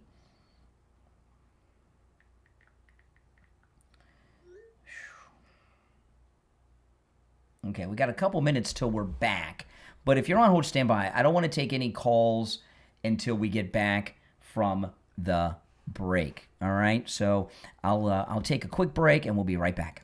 Hello, this is Mike at Friendly Tire. I've been in business 30 years at the same location and offering great deals on new and used tires. I have many suppliers. Whatever car or truck you have, I can get you incredible deals on any tire. I also do tire repairs at very low prices. Give me a call. My number is 954-977-9445. I will give you a price over the phone on new and used tires. Again, my number is 954-977-9445. Thank you. From author Tony Soika, who was named 2026's Best New Author in Veteran Fiction by Insider Weekly, comes a vigilante justice thriller for fans of Jack Reacher, military suspense, and stories that fight back against animal cruelty. Pit Bulls in Paradise, available on Amazon. After 30 years in the Army and 3 brutal combat deployments, John thought he'd finally found peace in Key West. But Paradise has a dark side when he discovers a savage dogfighting ring tied to ruthless criminals and abused pit bulls. Forced into bloody battles, he can't walk away. Haunted by war, driven by loyalty, and fueled by his love for man's best friend, this veteran becomes a one-man army against evil. Now, the hunters are the hunted, and one wrong move could cost John everything. Justice is coming, and it has teeth. Order your copy right now on Amazon in Kindle, paperback, and free with Kindle Unlimited. Pit Bulls in Paradise from author Tony Soika on Amazon. All right, we're still in radio break for just over a minute. Okay, and then we'll be back. So if you're on hold, stand by. I'm going to go to the phones when we get back from the break. And if you'd like to call in, the number is toll-free. It's pinned in the live chat. We're 1 minute away. 888-465-2631. 888-465-2631. It's a toll-free call. Less than a minute, and we'll be back. Oh, my goodness. That guy was pretty out of it. My favorite part is I said, what time do you go to work? And then he repeats the question. Oh, my goodness. That's an answer in itself, isn't it? All right, we got 30 seconds, guys. 30 seconds.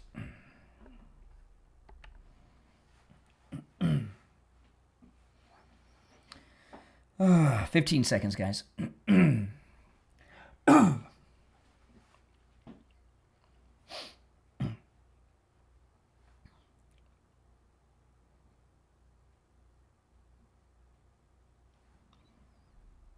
You're on the air. What's your name? Where are you calling from? This is California. All right, California, speak up.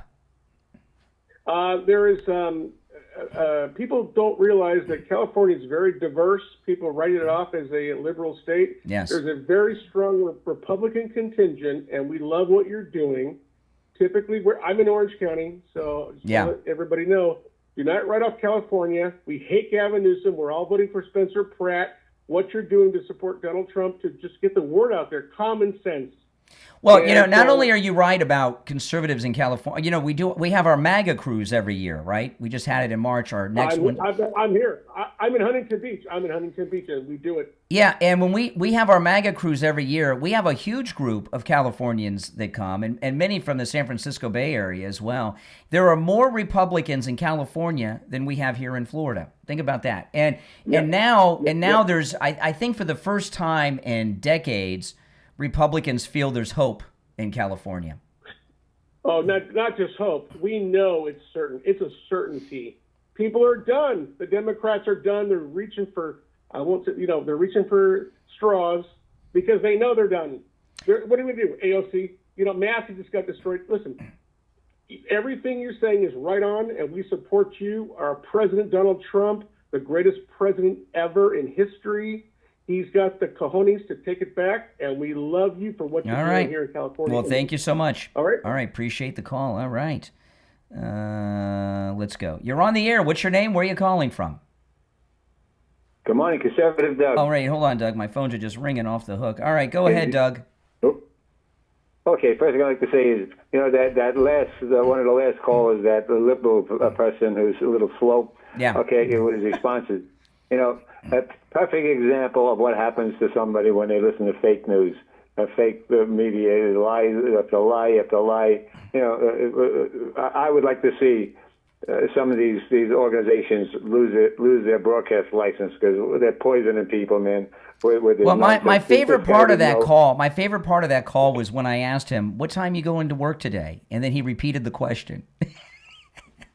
which is all right, Doug. I appreciate the call. You're so right. All right, let's see here.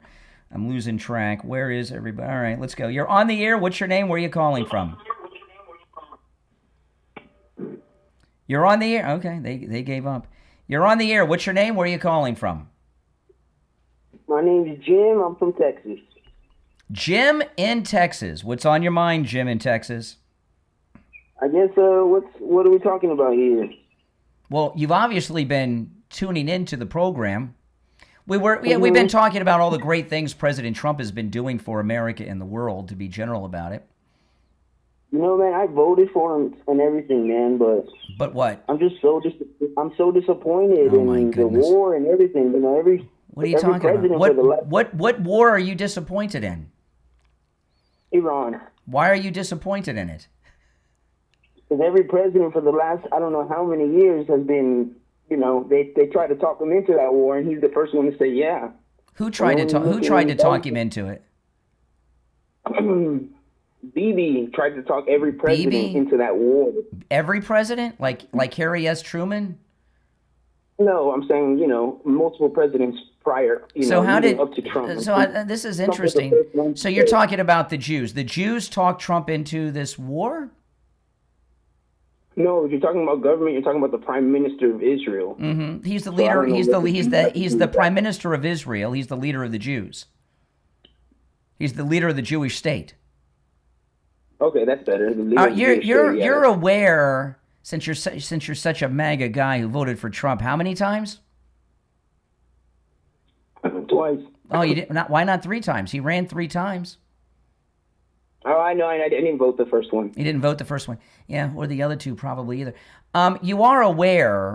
You are aware that Iran has on multiple occasions attempted to assassinate President Trump. Correct? You're aware of that? Oh my gosh! You can go tit for tat and go all the way back to who knows what. No. They tried excuse me. Are you aware that in 2024, when he was running for president, that they tried to assassinate him twice? That's great, but my point. No, it's not great. No. Hold on a second. You agree with that or not? Obviously not. Why not? But that's besides the point. President Trump said it. Excuse me. President Trump has said it on multiple occasions.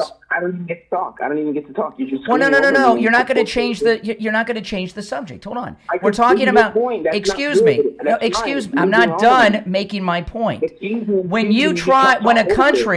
When a country tries to assassinate a president, that is an act of war. Oh man, there's too much. No, I can't do this. I got work, man. There's too much. You've got work. There's too much. I know. Too much truth. Too much logic. Too much reality. You're on the air. What's your name? Where are you calling from? Good morning. My name is Pastor Paul Cohen. I'm from Myerstown, Pennsylvania. Pennsylvania. What say you? Well, I am a pastor that goes to an Anabaptist church called Little Kutztown Chapel. I am a prophet. And a prophet? We are, yes, sir. The prophet. What does that mean? You're the prophet of what? That means, okay, so the Bible says that President Trump is our last president. Oh, really? Yes, it's in Daniel chapter 2, verse 32 through 45. What does it say? It says Trump's name is in it? Trump's name is in it? Trump is very prominently named in the Bible. The actual name, Donald Trump, is in the Bible. Well, it doesn't say Donald. It says Trump. Oh, okay. And you're a prophet. You're a prophet from who? Who sent you? The one true God, the Elohim Tzvot. Is this the God that sent Jesus? It's the same guy. Okay. So you were sent by God to do what? To give the most loving possible warning that I can. If the United States does not repent, that God Almighty is going to turn it into a smudge. Okay. Do you live in the United States? Yeah. I do. Okay. I live in Bethel, Pennsylvania. So you must think that we're going to repent because you wouldn't live in a place that was going to be a smudge. My friend, I have no choice. Well, wait a minute. If you're a prophet sent by God, would you survive if we were turned into a smudge? Probably not. Okay. If you look in the book of Jeremiah, Jeremiah sat quietly, waiting to be attacked, as did Ezekiel. Okay. You Well, have listen. Isaiah standing up I've on got the wall. I've got to run to a commercial break. Well, okay. So can I tell you very clearly that Vladimir Putin is very clearly named in the Bible 3 times? Okay. It's in Ezekiel 27:10, Ezekiel 30 verse 5, and Ezekiel 38:5. You will find Vladimir Putin named very clearly. Then, if you look in Isaiah, you will see that the northernmost army is about to send a. Have you ever had like a hospital stay or anything? You ever been in the hospital? I have. I was in Norristown State the state. You were in the state hospital. Why am I not surprised? All right, I appreciate the call. Take care, man. Oh my goodness. He was in the state hospital. Oh my goodness. Okay, we'll be right back.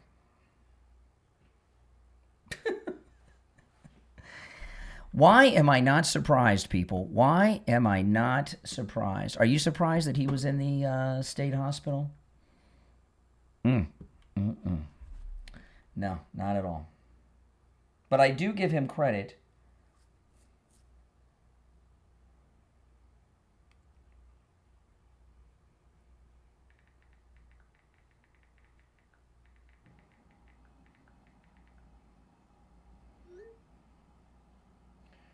Oh my goodness. Getting some good calls today, I must say. If you're on hold, stand by. I'm taking them in the order in which they've come in.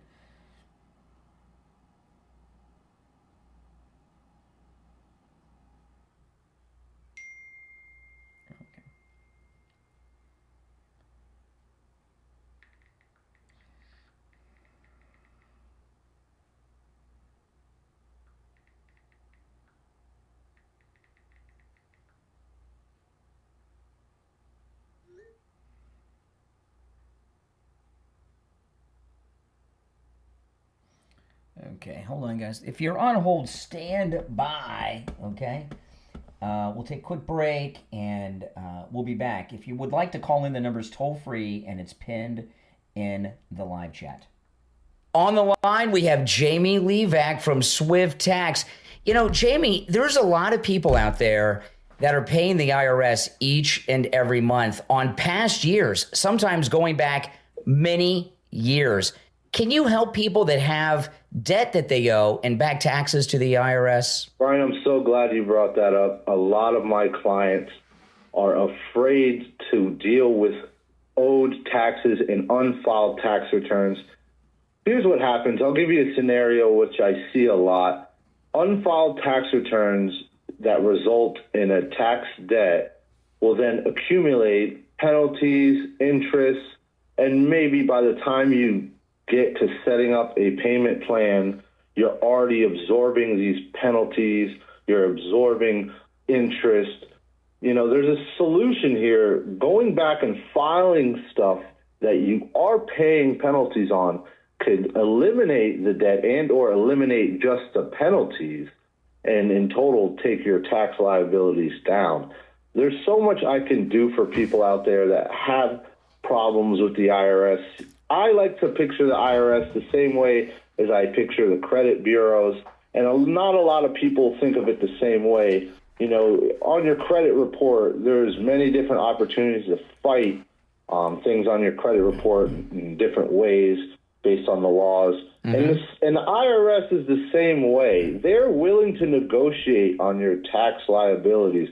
They're willing to hear you out, and a lot of people are afraid to call and even deal with the IRS because they don't know that they're willing to negotiate. Yeah, and you've got a direct line. You can get someone from the IRS on the phone today and take care of it for people so they don't have to worry about it. You're going to do all that hard work and heavy lifting for them and get them that best deal. If you're out there and you have IRS notices piling up, fees and penalties piling up, and you just want to get some sort of quick answer and find out what can I do to take a right step in the right direction to fixing this problem, call me.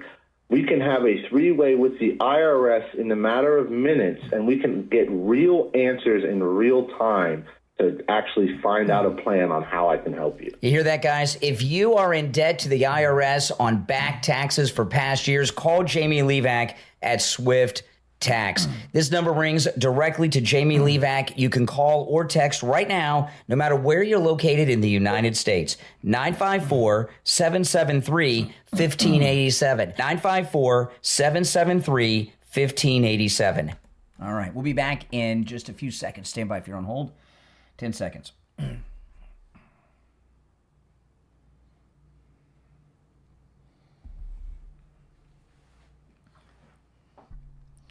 All right, we're back. I'm Brian. It sounds like somebody's been writing our toll-free number inside a bathroom stall in a mental hospital, because I've heard from several lunatics on the phones today.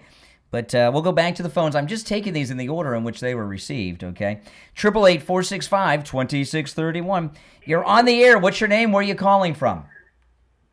Yeah, good morning, Brian. This is Richie. Boy, oh boy. You have a great show. You have a great show today, man. I mean, it's incredible what I'm listening to. it's something. First of all, I want to bring up one of your sponsors, a man that I use for my dentures, Dr. Gupta, because he is the cheapest by far if you need dentures or any kind of work on your teeth. This man is so skilled. But I'm a little disappointed in him because he's not as good as Karen Bass out in California. Now, the reason I'm saying that is I might leave the free state of Florida, where I have freedom to do things and don't have the government on my back, go to California and get a whole new set of dentures for my whole mouth for free, because that's the way she's going to eliminate the drug situation in California. By giving but Richie, to get there, no, she's going to give them dental implants, but there's two conditions. You've got to be a homeless meth head. Oh, geez, I don't qualify. No, you're not a homeless meth head. Yeah. Oh my God, I'm disappointed. Okay, and now with the other guy that just called a few minutes ago that said I voted for Trump, but I'm disappointed because he listened to Bibi. Well, the guy that just called, you jerk, I hope you're still listening. Maybe Bibi was right. Maybe if we attacked Iran years ago, they wouldn't have had all these ballistic missiles that they're shooting at everybody. We waited too long.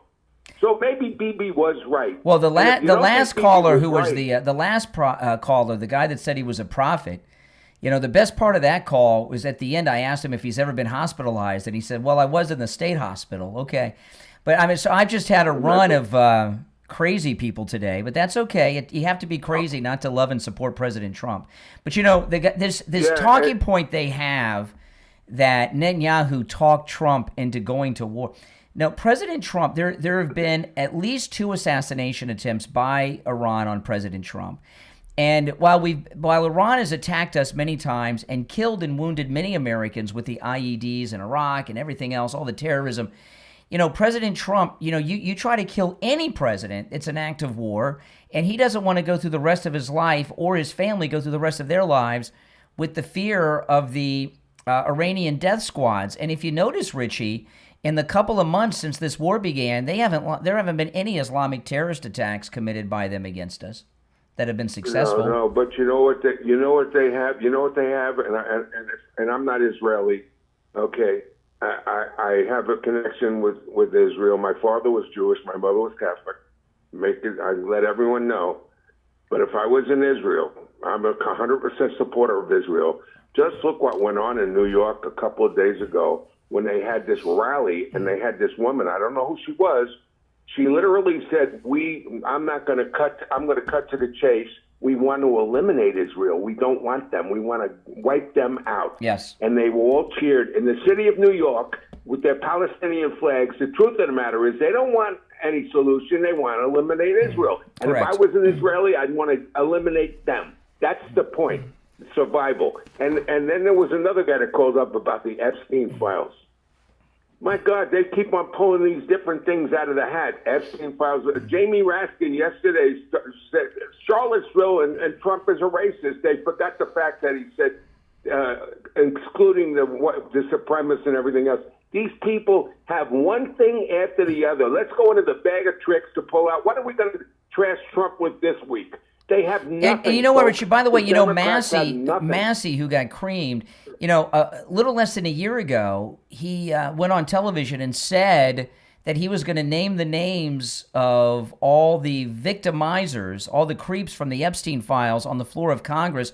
Well, he's still in Congress for a few more months, even though he lost. Why hasn't he read those names on the floor of Congress, Massey, that he promised to do? He's full of garbage, like all the rest of them. This Ro Khanna, it's all trash Trump.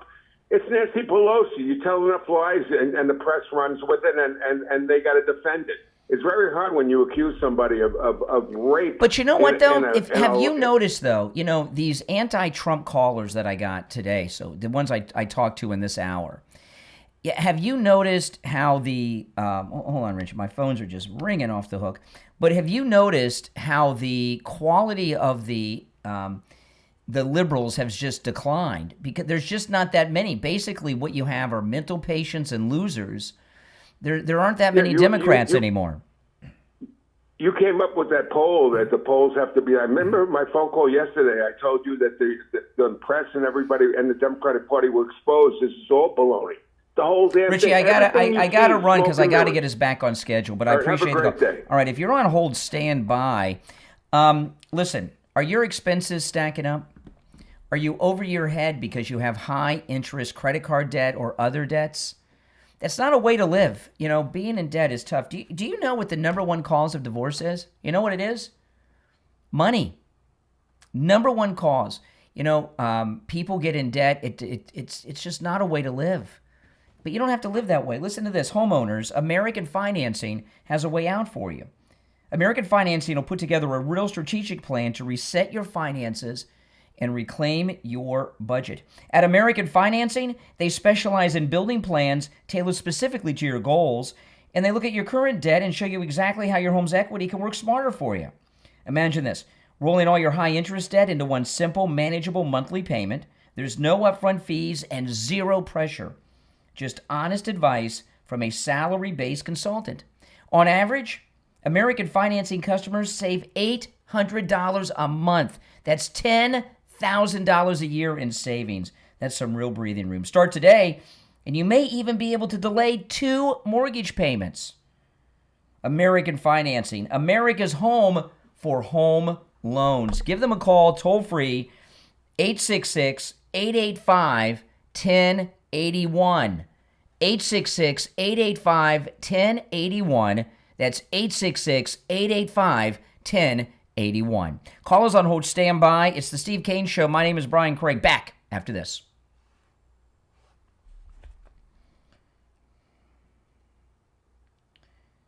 Yes. I'm behind. I took the last couple breaks late talking to these insane people. So I got to get back on schedule. So hopefully we will be. Hold on, guys. Just bear with me for a moment.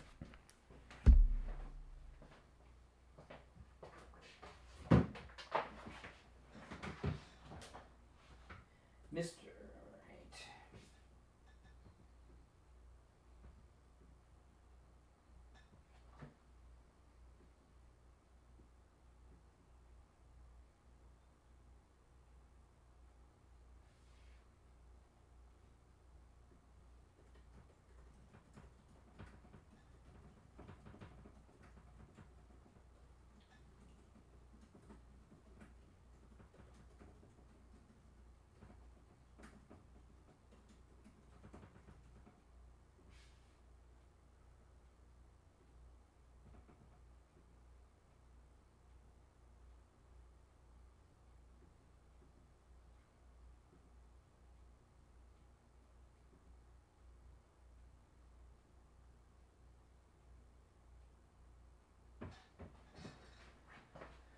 Right. Boy, oh boy. All right, if you're on hold, stand by. We'll be back in just a couple of minutes. And from the radio break, let me check the times. Hold on. I got really behind on the breaks because I went long with those crazy callers. But I wanted to pull up. Well, if I can find this. I wanted to play this earlier, and I haven't gotten to it yet. But this is about the 1776. This is the 1776 fund that the president set up. And they got this talking point. Oh, people that abuse cops, people that attack cops going to get paid. All of a sudden, the Democrats are concerned about violence against cops. And here's our acting attorney general, Todd Blanche, talking about this. You're the on nation's CNN. top law enforcement official right now. Would you be okay with people who were convicted of hurting police getting taxpayer money? Just to be clear, people that hurt police get money all the time. Okay, there's a process where if you believe you have your rights violated, you can apply for funds, you can sue, you can file That's a claim, right. you can go to court. In some of those cases, the state, the government, the federal government settles those cases. It's abhorrent to ever touch a law enforcement officer, which is why anytime anybody does that, and it's a federal officer, we'll prosecute them. But that's a completely different question with whether an individual is allowed to apply for a claim. Whether they'll get a claim, depends. I can't, it's not. You know, this just blows my mind. Since when are liberals so concerned about people who attack cops? You know, and I remember, you know, you see these high-profile things. Look at the George Floyd family. They got millions of dollars. They're probably broke now. They probably blew, but they got millions of dollars in settlements money. You know, since when? It's the Democrats, the only thing they're consistent about is they're consistently inconsistent. It just really blows my mind. I'm going to play that on the radio in a little bit. I'm going to take some calls when we get back. We'll be back in less than a minute. We're still in radio break. So if you're on hold, stand by. If you'd like to call in, the number's toll-free and pinned in the live chat. It's 888-465-2631. 888-465-2631. It's a toll-free call no matter where you're located, all right? We'll be back in about 30 seconds, so stand by. The show's flying by. I mean, we're just almost 2 hours in. We got an hour and 10 minutes to go. Oh, I know. All of a sudden, they're concerned about people that resist cops. The whole Democrat Party's about resisting cops. Gee.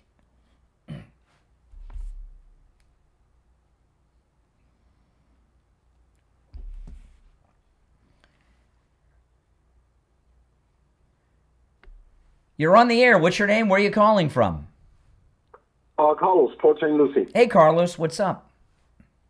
Hey, I think Israel is our only true ally.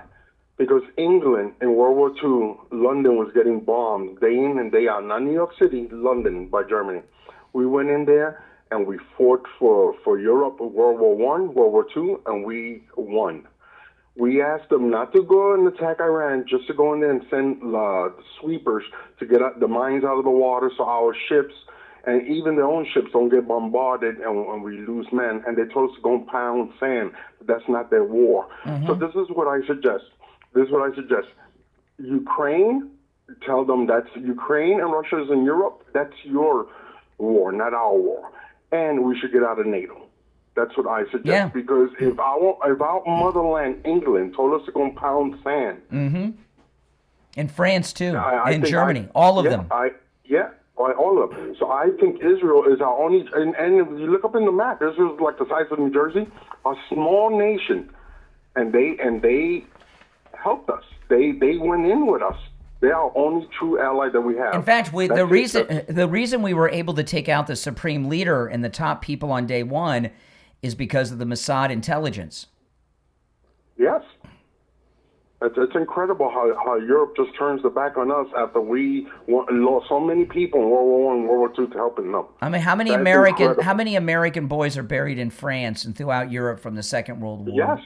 Yeah, but we didn't even ask them to attack Iran. We just told them to go in there and sweep up all the mines on the water. That's it. And they told us to go and pound sand. Yeah. 2 pound sand. Correct. We should get out of NATO. You're right. And when Russia attacks them, tell them to go pound sand. You're absolutely correct. All right, Port St. Lucie, appreciate the call. All right, thank you. Take care. Now, I haven't. If you're on hold, hang in there. If you'd like to call in, please do. The number's toll free, 888-465-2631. 888-465-2631. I have not talked at all about this 1776 fund. So President Trump gets this settlement from the IRS because they illegally released his tax returns. And he sets up this anti-weaponization of government fund, and it's $1.776 billion. And the left are freaking out over this, okay? The Democrats. And they keep asking this question, which is so absurd. Are people that attack cops, are they going to get a payout? Since when? And all the Democrats are asking this. Since when do the Democrats oppose people who attack cops, right? Half the Democrat Party is made up of activists that are all about resisting the police. Now, all of a sudden, the Democrats are the great defenders of the police. Well, our acting Attorney General, Todd Blanche, went on CNN and they asked him about this. He had a good answer. Listen. Official right now, would you be okay with people who were convicted of hurting police getting taxpayer money? Just to be clear, people that hurt police get money all the time. Exactly. Okay? There's a process where if you believe you have your rights violated, you can apply for funds, you can sue, you can file a claim, you can go to court. In some of those cases, the state, the government, the federal government settles those cases. It's abhorrent to ever touch a law enforcement officer, which is why anytime anybody does that, and it's a federal officer, we'll prosecute them. But that's a completely different question with whether an individual is allowed to apply for a claim. Whether they'll get a claim, depends. I can't, it would not be appropriate for me to talk about absolutes, like absolutely not, under no circumstances. I mean, we can talk about hypotheticals till we're blue in the face, but that really wouldn't be fruitful. Yeah, I like this guy. Todd Blanche is awesome, isn't he? Don't you guys love Todd Blanche? He's very good. Liberals all the time, they have a whole industry giving people money who have resisted police. Rodney King, George Floyd's family, they became millionaires. And I remember when all the George Floyd verdicts finally came down, there was a press conference. There were two press conferences. One was with the George Floyd family, and one was with the girlfriend of George Floyd. His girlfriend was white. And I talked about this at the time, and I saw the Floyd family, and I saw George Floyd's girlfriend, same day at the press.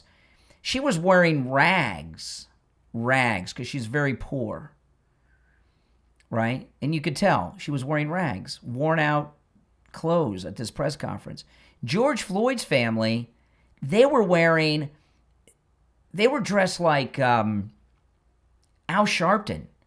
I mean, expensive suits and jackets, and I mean, they were dressed like millionaires. Now, they're probably broke again because they probably blew through all the money. They all went out and bought tailored clothes on day one. But, people get paid all the time who resist or even abuse police. And this one in particular just cracks me up. All of a sudden, the Democrats are the defenders of the police. Half of what the Democrat Party has been about is about resisting police. Now, all of a sudden, they're the defenders of the police? Are you kidding me?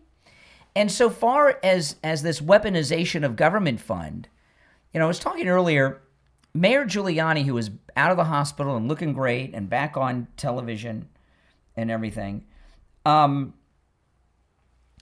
he used to be a millionaire, a multimillionaire, and the Lawfare, he's broke. They took all of his money and his possessions. They even wanted his car. I don't know if he was able to keep his car in Palm Beach. They took everything. And he went to some event in Palm Beach and he drove his car, and someone saw it and they went to court and tried to take Mayor Giuliani's car.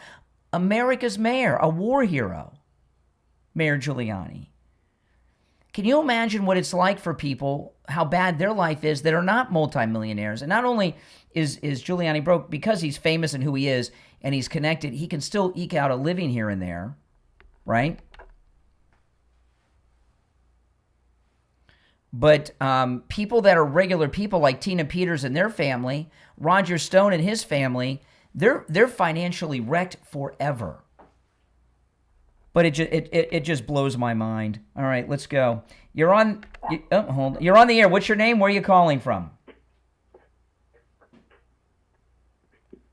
You're on the air. Okay, you tried. You're on the air. What's your name? Where are you calling from? Hi, this is Tony in Nebraska. All right, hold on, Tony in Nebraska. I answer these lines.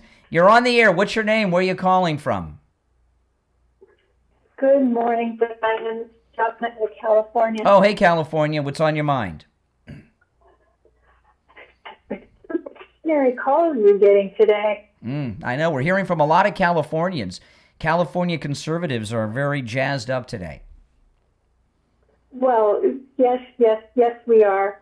I just wanted to thank you so much for everything that you do, your dedication to basically bringing to light everything that President Trump has done. I don't think that there's enough time probably in a broadcast to be able to actually verbalize everything positive that he has done. And I think that hat that you're wearing says a lot. And I'm going to be the first one to say, I want to see if we could actually get it amended, because I think President Trump deserves maybe an amended term or some additional years to make up for everything. Well, you're talking about my Trump.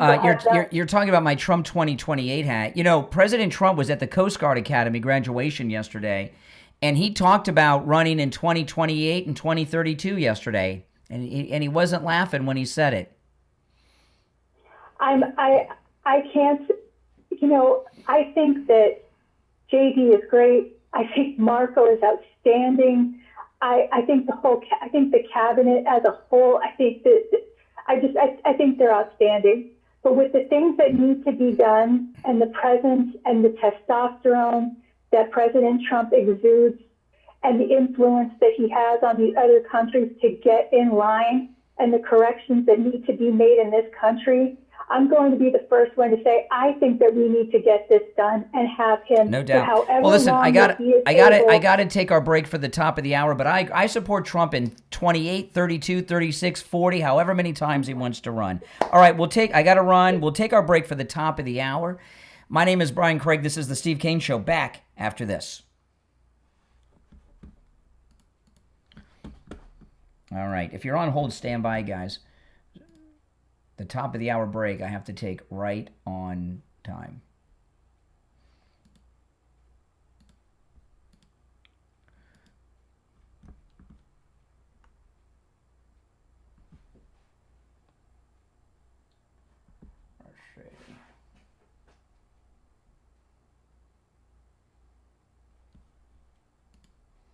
Okay, yes. I'm going to get into this when we get back. Hold on, let me play this during the break. Before I play it on the radio, let's make sure the language is okay. This is Tucker yesterday after the Massey loss.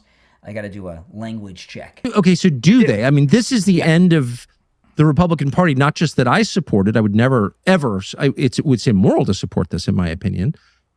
But anti-free speech, pro-killing, I mean, it's grotesque in every way. But it's also the end of the Republican Party that we had in the beginning of something new and deeply unpopular. They got to know that. Okay, so do they? I mean, this is the end of the Republican Party, not just that I support it. I would never, ever, it's immoral to support this, in my opinion. But anti-free speech, pro-killing, I mean, it's grotesque in every way. But it's also the end of the Republican Party that we had in the beginning of something new and deeply unpopular. They got to know that. Okay, so do they? I mean, this is the end of the Republican Party, not just that I support it. I would never, ever, it's immoral to support this, in my opinion. But anti-free speech, pro-killing, I mean, it's grotesque in every way. But it's also the end of the Republican Party that we had in the beginning of something new and deeply unpopular. Okay. Oh, thank you for the super chat there, Job F. Thank you very much. Thank you very much. If you're on hold, hang in there. I've got all the lines mixed up. You're on the air. What's your name? Where are you calling from? Hey, do you like J6ers that beat the crap out of cops? Hello? Yeah, do you like J6ers that beat the crap out of cops? Hello? Give me a break.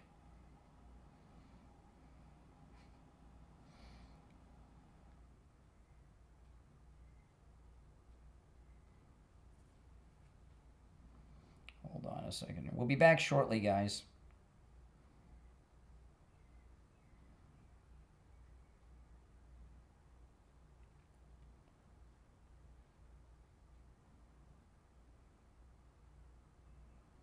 Hold on.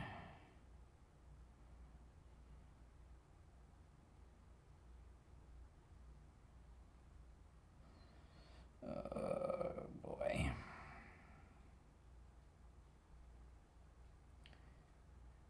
Okay. We'll be back in about 1 minute.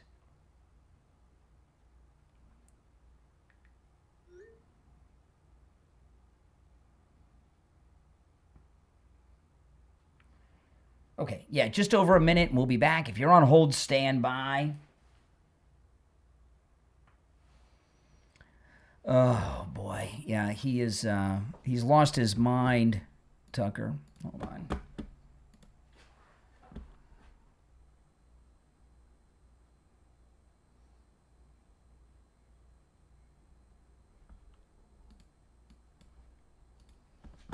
Okay, yeah, I want to play that when we get back. All right, a little more than 30 seconds and we'll be back, guys. Oh, boy.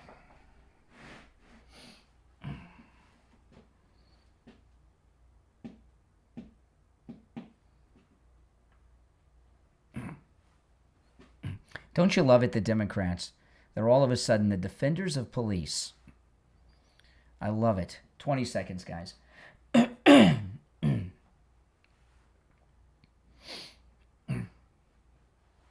10 seconds.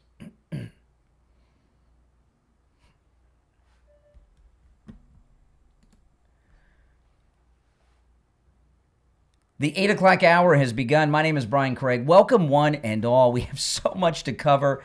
I haven't even gotten to hardly any of my show prep. Yes. The Democrats are now the defender of the police. Cracks me up. Now, before I get to the next topics, Tucker Carlson, he's lost his mind. I want to talk about Friendly Tire in Margate. Friendly Tire in Margate, you can get brand new tires out the door and on the road for as low as $75 a tire. Remember, Friendly Tire in Margate doesn't charge you to balance the tire, mount the tire, or dispose of your old tire. And as low as $75 on brand new tires out the door and on the road, that's on common sizes on some of the most popular vehicles on the road, okay? He has thousands of good used tires in stock as low as $35 a tire, and that's out the door and on the road as well. And he also does tire repairs. He's been with us here on the Steve Kane Show for many, many years, supporting us and everything we do, so please support him. Give him a call. Friendly Mike will give you a quote right over the phone, 954-977-9445. 954-977-9445. 954-977-9445 for Friendly Tire. All right, now, Massey was endorsed by a lot of strange people, the Squad, Code Pink, Hassan Piker, Ilhan Omar. He was also endorsed by Tucker Carlson, yeah. And yesterday, Tucker Carlson, this is his show yesterday after the Massey loss. Here he is processing it. Okay, so do they? I mean, this is the end of the Republican Party, not just that I supported. I would never, ever, it would seem immoral to support this, in my opinion, but anti-free speech, pro-killing, I mean, it's grotesque in every way. But it's also the end of the Republican Party that we had in the beginning of something new and deeply unpopular. What is he talking about? If he means an end of the Rhino Republican establishment that doesn't do what they promise they'll do to their constituents, yeah, it's the end of that. It's the end of this class of people in Washington, D.C. that run for office, tell us what we want to hear, and then they get there and they don't do it. And listen to this. This is Cornyn. Yesterday, he's being questioned by CNN, right? Listen to this. Now that the president has come out, made very clear, and he's had a nearly perfect record in all of these primaries, why stay in this race? Well, because only Texans get to vote. And we've had 2 days of early voting. It looks very encouraging. And I believe that... By the way, this is Cornyn talking. How could he be encouraged by early voting? How would that encourage him? It's a Republican closed primary. Turnout's been high after Trump's endorsement of Ken Paxton. I don't know what he means by that. But anyway, back to this. This is Cornyn, who is the sitting senator that Trump is primarying out of office on Tuesday. The president has come out, made very clear, and he's had a nearly perfect record in all of these primaries. Why stay in this race? Well, because only Texans get to vote. And we've had 2 days of early voting. It looks very encouraging. And I believe that we still have a very good chance of winning in the race. How much did the president, in your view, endanger the Senate majority by getting behind Paxton? Well, I think you'll have to talk to others. Really, I'm just focused on my race right now. And so what is your pitch to voters outside of President Trump's endorsement? Look at all the things we've been doing for the last 6 months. He said, look at all the things we've been doing for the past 6 months, Cornyn says to CNN. That's why, really, yeah, like not passing the Save America Act, right? You know, Ken Paxton said that if Cornyn and Thune would pass the Save America Act, that he would have dropped out of the Senate race. Now, this is going to be a rough rest of the year because these incumbents that President Trump, in historic numbers, is primarying out of office, they still have their office for 6, 7 more months. Cornyn is going to lose his primary on Tuesday.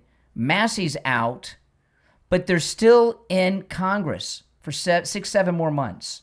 So now what you're going to see from Cornyn and others, we're already starting to see this, they're going to be open with what they've been doing in secret, which is opposing Trump on the Save America Act and everything else.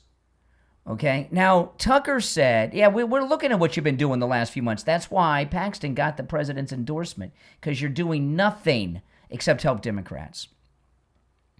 But President Trump said Tucker Carlson said that President Trump's endorsement of Massey's opponent and Massey winning, that the Republican Party's gone. This is a clip of this weirdo, Massey, in his concession speech yesterday. He's standing next to his wife. Thank my wife, Carolyn.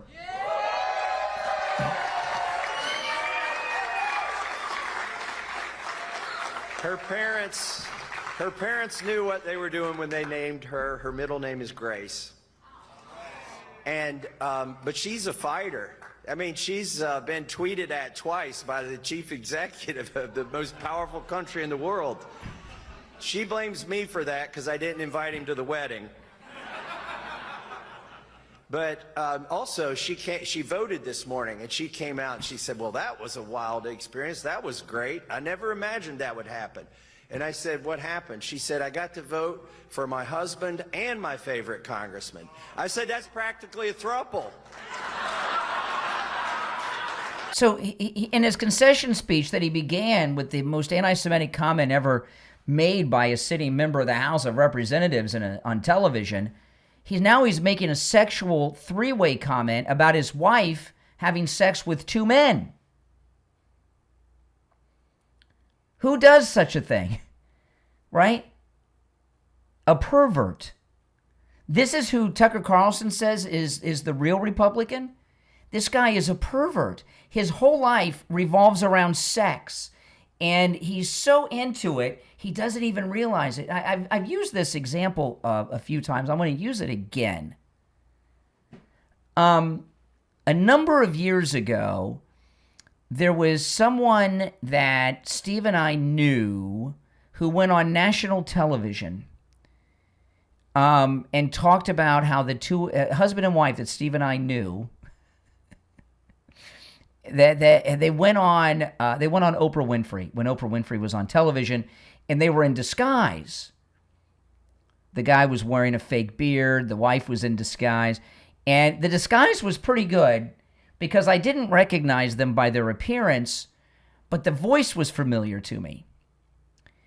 And they were swingers, and they were talking about how they swap each other with other people, and they're swingers. And I couldn't recognize them because they were in disguise, but the voice, I could. And I knew it was, I didn't know who it was, but it was familiar. And I knew that it was someone that Steve and I knew. So I called Steve and his wife.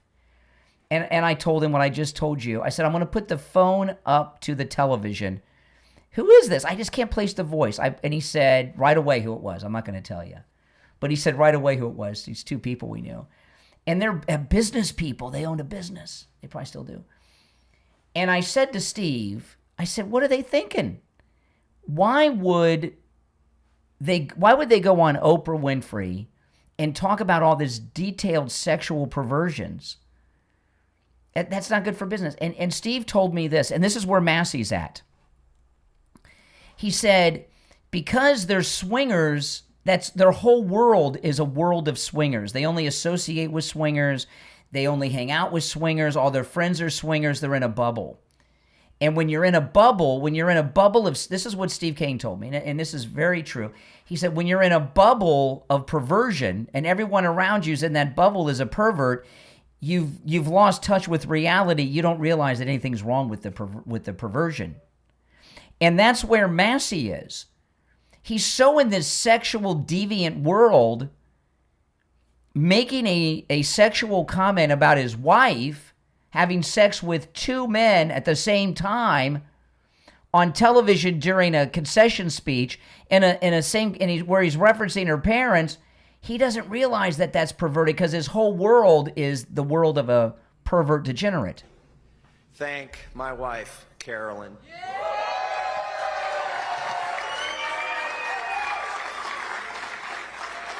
Her parents knew what they were doing when they named her. Her middle name is Grace. And, but she's a fighter. I mean, she's been tweeted at twice by the chief executive of the most powerful country in the world. She blames me for that because I didn't invite him to the wedding. But also, she voted this morning, and she came out and she said, well, that was a wild experience. That was great. I never imagined that would happen. And I said, what happened? She said, I got to vote for my husband and my favorite congressman. I said, that's practically a throuple. See? Who says that about their wife? A pervert. Oh. In all seriousness, oh my goodness. That's what Tucker Carlson said. That's the real Republican? A party of perversions and perverts? It's the Steve Kane Show. My name is Brian Craig. We'll take our first break at the 8 o'clock hour. If you're on hold, stand by. If you'd like to call in, the number's toll-free, 888-465-2631. 888-465-2631. We'll be right back.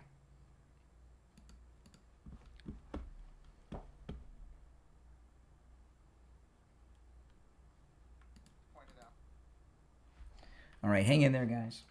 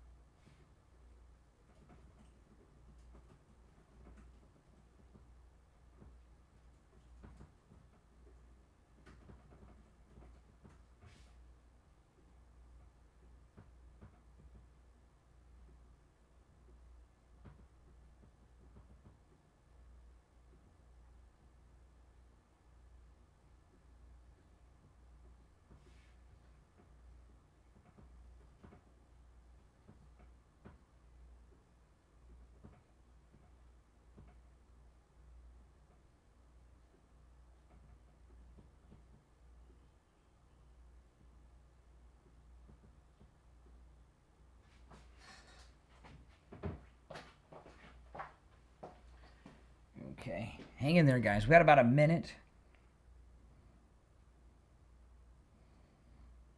Okay, a little more than a minute, and we will be back.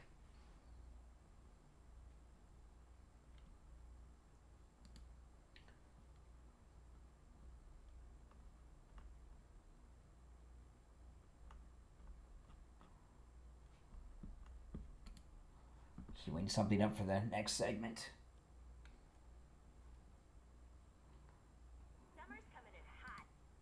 We got about 1 minute.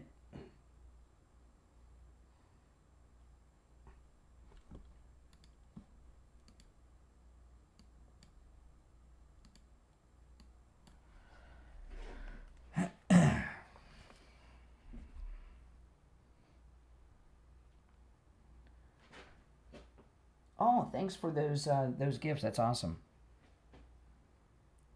Okay, we got about 30 seconds.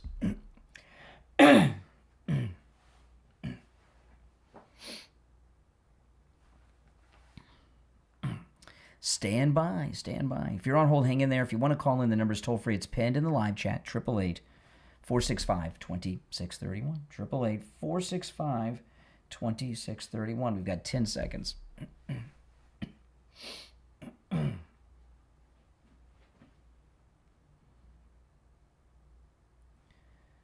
All right, we're back. It's the Steve Kane Show. My name is Brian Craig. Welcome, everyone.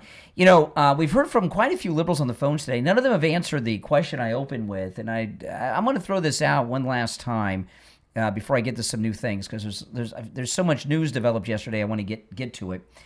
But yesterday, during the day, we got the certifications and final counts in the primaries across America, okay? President Trump endorsed 36 primary candidates that were up on Tuesday. That's 36 just on Tuesday. All 36 won. All 36 won. 0 losses. He had a 100% victory for every single endorsement on Tuesday. All right? He's had major victories, including Cassidy in Louisiana, the sitting senator, over the weekend in the past primaries. And now President Trump has about a 98%. Think about this now.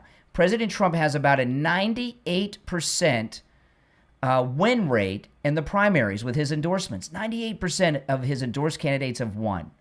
That may be a record for a president in their second term, midterm. Very well may be. And I'm seeing all these stories that President Trump's approval rating is a historic low 35%. How can both be true? The election victories, this isn't a projection. It is a fact that he had 36 victories on Tuesday, and he's got a 98% victory rate during the primaries with his endorsements. That's not a poll. That's people going to the polls and voting. That is real factual data. If President Trump's approval rating is only 35%, why did he win 100% of his endorsements, all 36 on Tuesday, and have a 90% success rate with his endorsements in the primary? If his approval rating is so low, wouldn't people be voting for the person he didn't endorse? How can both be true? Can someone explain this to me?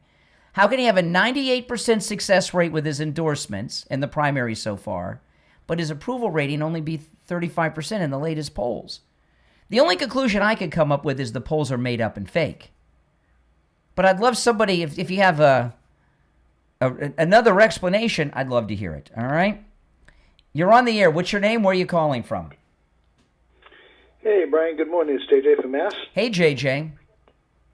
Hey, I think when people look back, as of right now, to me, May 19th is kind of like that. That was like an Earth-ending extinction level event for rhinos. The day the rhinos died. Or you could say that started back when Trump first came down the escalator back in 2015. But it is to do it. I know it's a primary, but nonetheless, to have a 100% sweep. To me, it's sort of like between Trump and this administration, my God, Marco and Hegseth and Kennedy, Bassett, Cash, and Bulldozer Todd, this Blanche guy, I'm loving him. it's like the Democrats are never going to eat lunch again. They're just getting destroyed at every turn. Absolutely. And and Tucker, God almighty. If this guy, Tucker, I lost my mind, help me find my cookies, Tucker, and I'll tell you, it's not like we don't know what he says that the Republican Party with the defeat of Massey, as he knows it is gone. It's not like he's not aware of the perversions of Massey. And that clip I played of him talking about his wife having sex with 2 other men at the same time in the concession speech, you have to be so far down the rabbit hole of moral degeneracy to say something like that. To not even catch yourself and stop yourself from saying that. And that's who Tucker says is the real Republican Party? Well, it's fake. Here's the thing. A little bit of talk today about scripted reality, which is fake reality. It's an oxymoron. It's kind of like a smart Democrat. Mm-hmm. And to me, Tucker Carlson, it seems. Can you really be that? I don't know. To me, it seems like it's got to be a scripted reality for this guy, a scripted fake. It's too. I'm thinking about starting to call Qatar Tuckerville let me tell you, what happens with these people when they get compromised, okay? Have you had the opportunity yet to see the video of Rand Paul at the election night barbecue asked about Massey's defeat?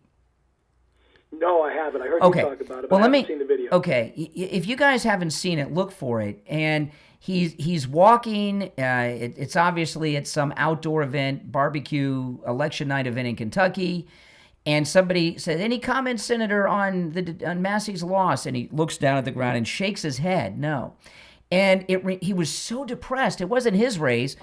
And years ago, those of you that remember Harry Reid, you remember Harry Reid in the Senate? Didn't you, Harry? Oh, yeah. Okay, Harry Yeah, Reid. I remember him. Harry Reid, he was the Democrat leader. The liar. Yeah, he was the Democrat leader. And under his leadership, they suffered a major midterm loss. You may remember this. And we didn't see him. They had a major Democrat loss. He was the head of the party, Harry Reid. And then we didn't see him. And then the next time we saw him, he had a black eye. And he had this story. He had this story that he fell off the treadmill or something. And obviously, somebody gave him a tune-up because he lost the midterms. Well, when I saw Rand Paul asked about Massey and he was too upset. It's like he really disappointed some people that he promised he would, because he was campaigning with Massey with Boebert over the weekend. And it's like he felt like he was in trouble. Like Harry Reid back in the day. Yeah, Harry Reid, God, that brings back nightmares. This fake reality. It does. He was the worst. Yes, it's sort of like part of the problem with this fake reality crap, though, is people believe. We've talked about this a little bit, but like this Frank or Sam guy, whoever he was from Virginia, he sounded like he was smoking a bong or something. A couple times I could have sworn I heard like bubbles. I don't know. Maybe he was getting some soda from a machine or something. But he's talking about, he just went on and on and on from one thing to the next to the next to the next. And he talks about, the Democrat island, Epstein. And he actually thinks that Trump was involved. And where do people get this tripe, this crap? They get it from these fake lying reality scripted morons. And it's so dangerous what they've done. And the thing is with incompetence, it should be easy, to prove competence if we're all being equal in a way. If we're all of the same mind, I would say, it's easy for people to spot incompetence. But the problem is, we're not of the same mind because some people get lied to so much and they believe it. L.A. is a good example, actually. Spencer Pratt. The proof is easy to see with everything burnt down. Yeah. But there are still people that believe the liars from the other side. Indeed. But an event like that can shake people, and it opens the door for truth for somebody like Pratt. He can just keep pushing the door on truth. Well, the last poll was almost 2 weeks ago, and he was only 8 points away from Karen Bass. I haven't seen a poll in a week and a half, 2 weeks, which tells me he's closed the gap even more. Listen, I got to run for the bottom of the hour break, but I appreciate the call, all right? If you're on hold, stand by. I want to talk about Dr. Appleton. Are you in pain? Go see Dr. Appleton today. Walk-ins are welcome. Appointments are not necessary. You know, I really thought that when you grew older, aches, pains, arthritis, bursitis, that was the way it is. You know, when you get older, you fall down, it takes you're in pain. It sucks. It takes a long time to heal, if it ever heals. When you're young, you can take falls. When you get old, and I remember my grandparents and the pain and suffering they were in, the arthritis in the hands and all that stuff. And, you know, and I just thought that's how life was as you got older until I met Dr. Philip Appleton and was treated with his robotic laser away pain treatment. It works. Dr. Appleton's laser away pain treatment works on every type of pain I've ever heard of. Give him a call. Walk-ins are welcome. Appointments are not necessary, even on Saturdays. 954-973-0710. 954-973-0710. And online, AppletonCairo.com. Give him a call and say bye-bye to your pain. We'll be right back.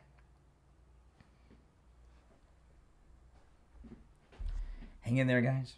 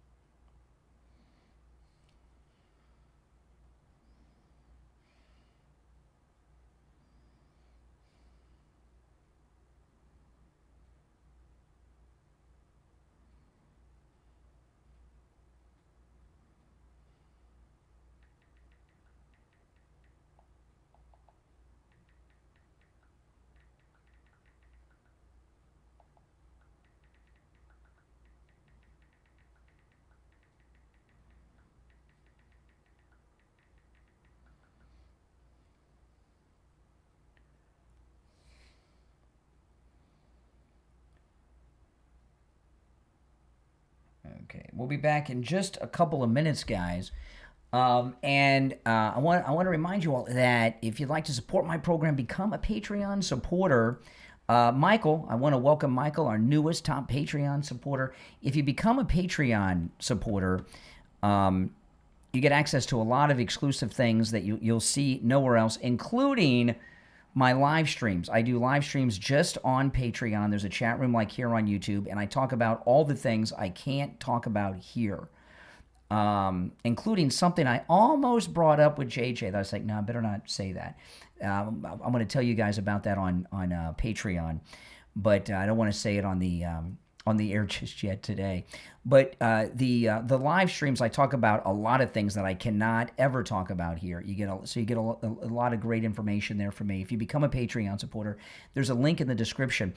Now, when you go, there's an option to join for free. If you become a free member, you don't get access to any of the perks and benefits, okay? And to become a paying member starts at just $5 a month, and then you get access to all the exclusive insider live streams, commercial-free editions of my podcast, and much, much more. There's a link in the description. All right, guys? And welcome to Michael, who's the newest top Patreon supporter. Thanks so much. Okay, let me check the time. Okay, we got just over a minute, and we'll be back. Yeah, I did a live stream this morning right before the show. I do them all the time, and they're just for Patreon supporters. So check them out, guys. Okay, about a minute, we'll be back, and I will go to the phones.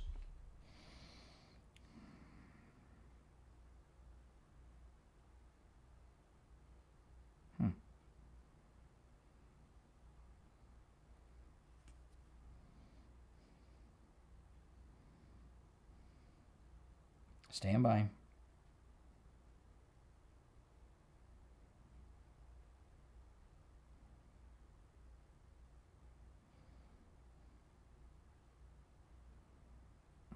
Okay, we got about 30 seconds and we'll be back. Oh, man, oh, man.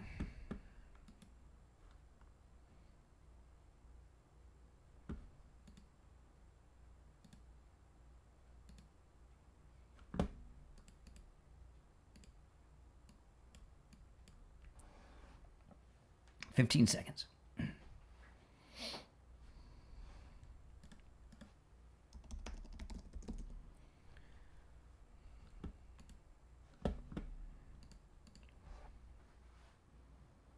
Welcome back, everyone. I'm Brian. It's the Steve Kane Show, and to the phones we go. You're on the air. What's your name? Where are you calling from? Good morning, Brian. Thanks. It's Dave from Phoenix. Hey, Dave. What's up? Pretty good. I just going back to your question this morning about the presidential poll with the approval rating. I mean, he's obviously, in the 90s with Republicans. And let's just assume he had zero support from Democrats, which is probably not true. He's probably in the 20s or something. And then you got to imagine he has almost half the independents. His approval rating has got to be well over 50. Yeah. But most of these polls are comprised by liberals, and you're never going to get the truth. They just want you to think he's not doing well so that you stray away from Republicans. Well, yeah, what I pointed out today, when I brought this question up at the beginning of the show, I said this really is not a good question for a talk show because what can the liberals say, right? Because these primary endorsement victories, that is hard factual data, right? It's not up for debate. And how do we even know they poll people and they just don't make up the numbers? I'm sure they don't. But I tell you what, with Trump galvanizing the Republican Party, I think what they're trying to do is rely less on independents, because if you can strengthen the base, instead of needing half of the independents, you might only need a third to win these elections. So all this talk about independence, what it's like, if you go to church on Easter, you see all the people that go there once a year. The Easter's the busy, or Christmas Eve service. Easter. It doesn't mean they're not Christians all year long, okay? And independents are people, they may not follow news and politics, but they're interested in it, and most of them are Trump people these days, and that's just the way it is. This idea that if independents were up for grabs, Trump wouldn't have been reelected to a non-consecutive second term. That's true. But galvanize that base and you'll never lose another election. Exactly. I mean, the reason I bring this up today, because I never expect to get a call from a liberal to try to explain that away, is just to show what you're talking about. Trump's popularity he's probably the most popular president in our lifetime. Really is. I would say so. And I've been around since 71, so I've seen. Yeah, well, I was born in 71 too, but I wasn't coherent. Yeah, me too. Oh, we're the same age. No, I sure wasn't either. Yeah, we're the same age. Yeah. Well, I'll be 55 in June. Okay, so that you and I have been alive almost. That Cornyn's been in Congress almost as long as we've been alive. Incredible. And then what's his name there? McConnell. Well, luckily he's being retired to the CCP nursing home for Chinese spies and assets. Right, but he's been in there. But he's been there since the early '80s. I'm pretty sure. Well, look at Biden. Biden was there during the Reagan era. Biden was there since '73. But he wasn't coherent then either. That's true. All right, man. Appreciate the call. Good call. Thanks, Brian. All right. Take care. Take care. You're on the air. What's your name? Where are you calling from? Hey, good morning, Brian. Ricochet. How are you today? Hey, Ricochet. Doing well. How are you? Doing well. Thanks for getting on that phone number for me so quickly. It was a pretty fast response. Hey, listen, the polls, I can't disagree with you on the polls. So it's just an impossible thing. I also wanted to respond to what you were saying earlier with that one caller or one email you got about the jobs and where's all the jobs at. I'm in trucking, been in it for 40 years, and just want to tell everybody, I have been hauling lately with all of the stuff that's been going on. A lot of the stuff that's been is auto parts and oil or drilling and pipeline accessories, things like that have been doing a lot of haul. Right now, I've got a load of auto parts that are heading up into the Detroit area. So with these jobs, you got to lay the infrastructure first, and these companies, even before they start building their plants or retrofitting existing ones, they got to bring in the supplies at first, and they'll warehouse them in other places while they're doing their thing. So everybody needs to understand it takes a little bit of time, but everything is coming. And the transportation industry, the freight is going up, our rates are going up. Of course, a lot of that's also due to getting rid of all the illegal drivers. Correct. But this $6 and $7 a gallon for fuel that we're paying, well, now it's between $5.25 and $6.75. Well, it depends on where you are. I can get get gas under $4 if I go on Gas Buddy if I want to drive a little out of the way. Yeah, I'm talking. Yeah, but I'm talking about diesel. Yeah, gas, diesel. Yeah, well, I mean, diesel. in fact, we're paying. You know, I mean, I'm paying about $1,000, between $800 to $1,000 to fill my truck up. Yes. Where it used to cost me right around $500. You know. Yeah, so sure. It's doubled. But thank God, you know, the rates have come up a little bit, so it's compensating. The loads are coming out. But you know what, though? You know what I think? You know, first of all, it doesn't matter what Democrats think. They're not going to vote for the Republicans in the midterms.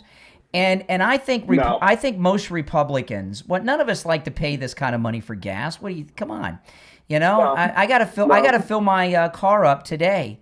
You know, and I got a quarter of a tank in it. When I saw this morning, I said I got to fill it up today. I'm not looking forward to that, but I think we understand that exactly, and that's the sentiment I get from talking to a lot of the people across America. Most of them are either store employees at truck stops and gas stations and restaurants, but I talk to a lot of regular people in the shipping, you know, in the warehousing and truck drivers.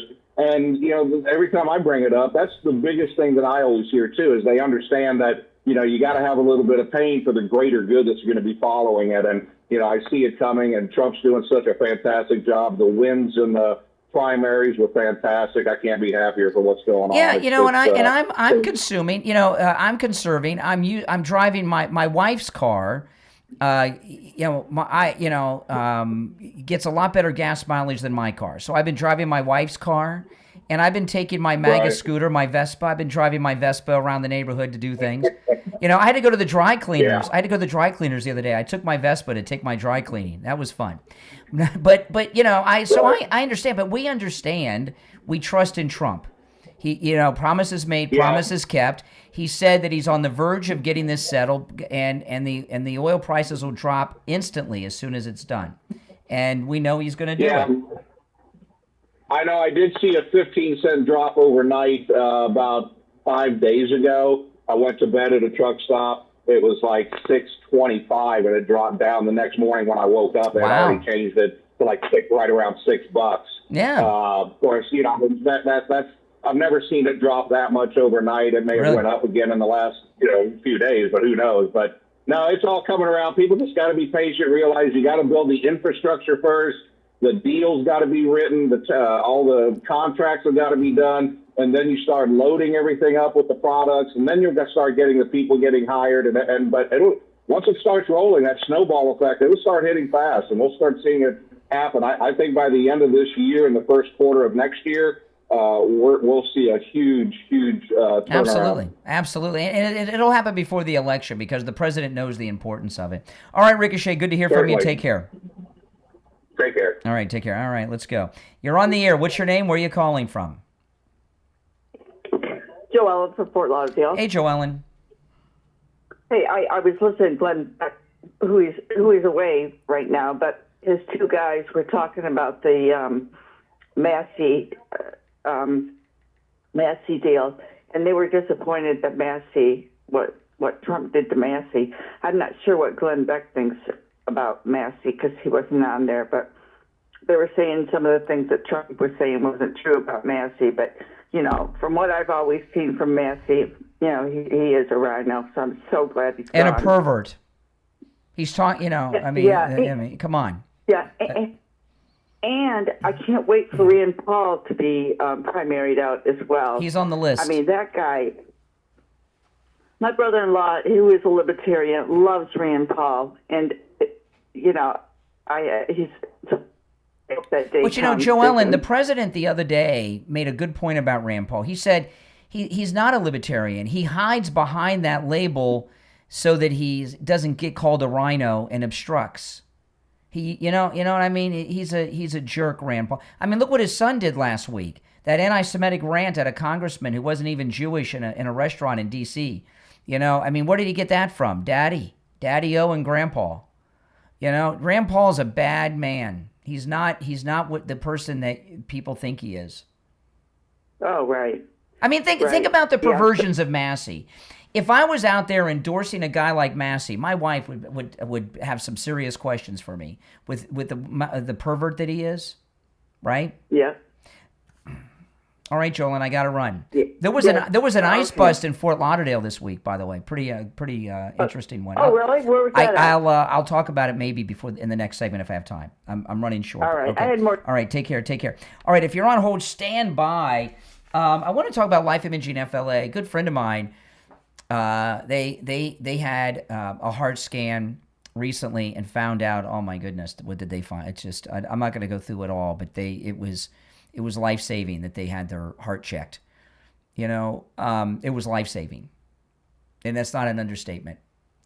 But I'm hearing that from people regularly in this audience that they go to Life Imaging FLA, that they're finding out they have heart problems they didn't know they had. They find out they have blockage they didn't know they have. They find out they've got plaque buildup they didn't know, and in some cases, even cancers.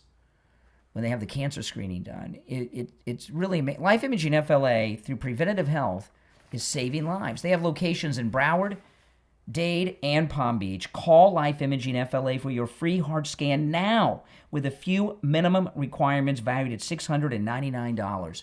From your cell phone, call pound 250 and say free heart scan. You'll be connected in seconds. That's pound 250. Just say free heart scan and you will be connected in seconds. Callers on hold, stand by. My name is Brian Craig. This is The Steve Kane Show, Florida's longest-running radio show. Back after this.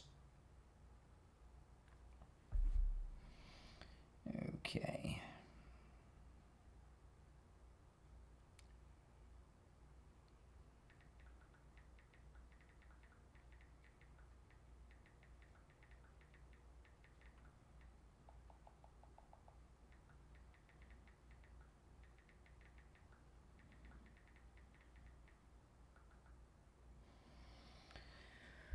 All right, guys, give me just a second. We'll be back from the break.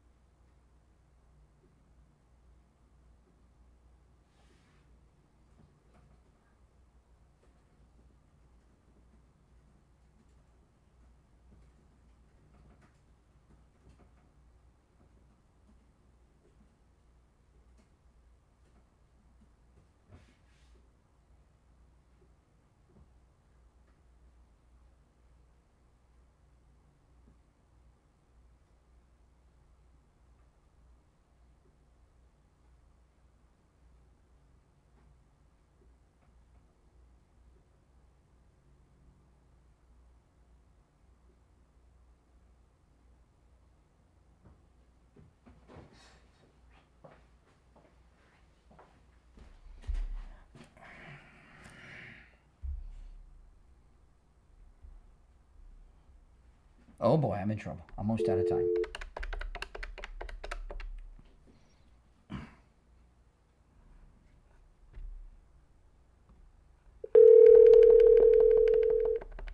Good morning. Hey, we've got less than 10 seconds. So okay, stand by.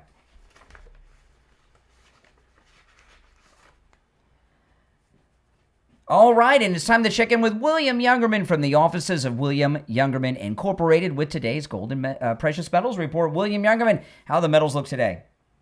Well, metals are looking, well, they're giving back a little bit of their gains from yesterday. Nice gains yesterday on the precious metals. Gold up $62 yesterday after trading in a $100 range, trading range of $44.52 on the low and then recovering all the way up to $4,552, closing out the day at $4,543.10 the ounce, which was up $62.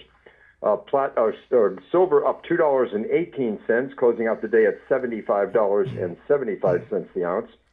So platinum was up $27 at $1,950, and palladium gained $14 yesterday, closing at $1,354. Overnight, we saw gold going down, testing that $4,500 number again, getting down to $4,505, and then coming back up to $4,571, closing or currently at $4,500.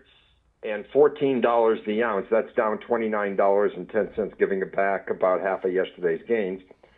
Silver down 75 cents right now at $34 or $75. Platinum down $20 at $1,930, and palladium down $21 at $1,933. So again, we're stuck in these trading ranges as the concerns over when and how this war is going to end. Oil back up this morning, up to $101 a barrel. That's up about $3 this morning. So tensions are still there, and everybody's still waiting to see how this war is all going to end up. But the bottom line is that gold is still the number one and only real currency in the world. And has been for 5,000 years. So it seems that no matter what happens in the world, gold is still money. Doesn't matter, right? It always is. You know, can you tell people how it works if they do if they buy the metals from you over the phone and through the mail, how that process works and how the mailing works and all that? Yeah, we just you can call us at our 800 number, lock in a price, wire the funds, and the gold or precious metals are shipped out either that same day or the very next day, fully insured to you. Yeah, and remember, with William Youngerman, you're dealing directly with William Youngerman and his team. Your name doesn't go on any telemarketer list and all that stuff. You know, people call these things online, William, and I've heard just horrible stories of harassment. You know, and with William Youngerman, your name doesn't go on any list or anything, and they're never going to be calling you. Give William Youngerman a call. It's toll-free, 800-327-5010. 800-327-5010. You can stop in at 150 East Palmetto Park Road in Boca on the first floor of the Bank of America building just east of US 1 Federal Highway on the south side of Palmetto Park Road. And find both his phone number and address online at williamyoungerman.com. All right, William Youngerman, we'll finish out the week tomorrow. Okay, have a great day. Thank you. You too. Take care. All right, back to the phones. You're on the air. What's your name? Where are you calling from? Oh. You're on the air. Yes. Oh, this conversation might be more interesting than he's having. You're on the air. What's your name? Where are you calling from? Oh, I love it. Let's listen in for a moment. Yes, she does. I can imagine she does. I can imagine, too. It's amazing. After today, we'll be done with ours. Okay, I better stop it there because things are getting, oh, my goodness. Oh, my goodness. There was, I don't want to say the name of... I don't want to say the name of this person, but there was one caller who you guys know, one of the regulars, and when I went to them, they were arguing with their wife. Does anyone remember that call? Oh man, that was brutal. That was brutal. I felt bad. They were really mad too. I don't know what it was about. Okay, now President Trump did something that I've just dreamed of people doing yesterday. He took a question from the Fox News lady, White House correspondent, Jackie Henrich. And she's there when Ducey's not. You know who she is.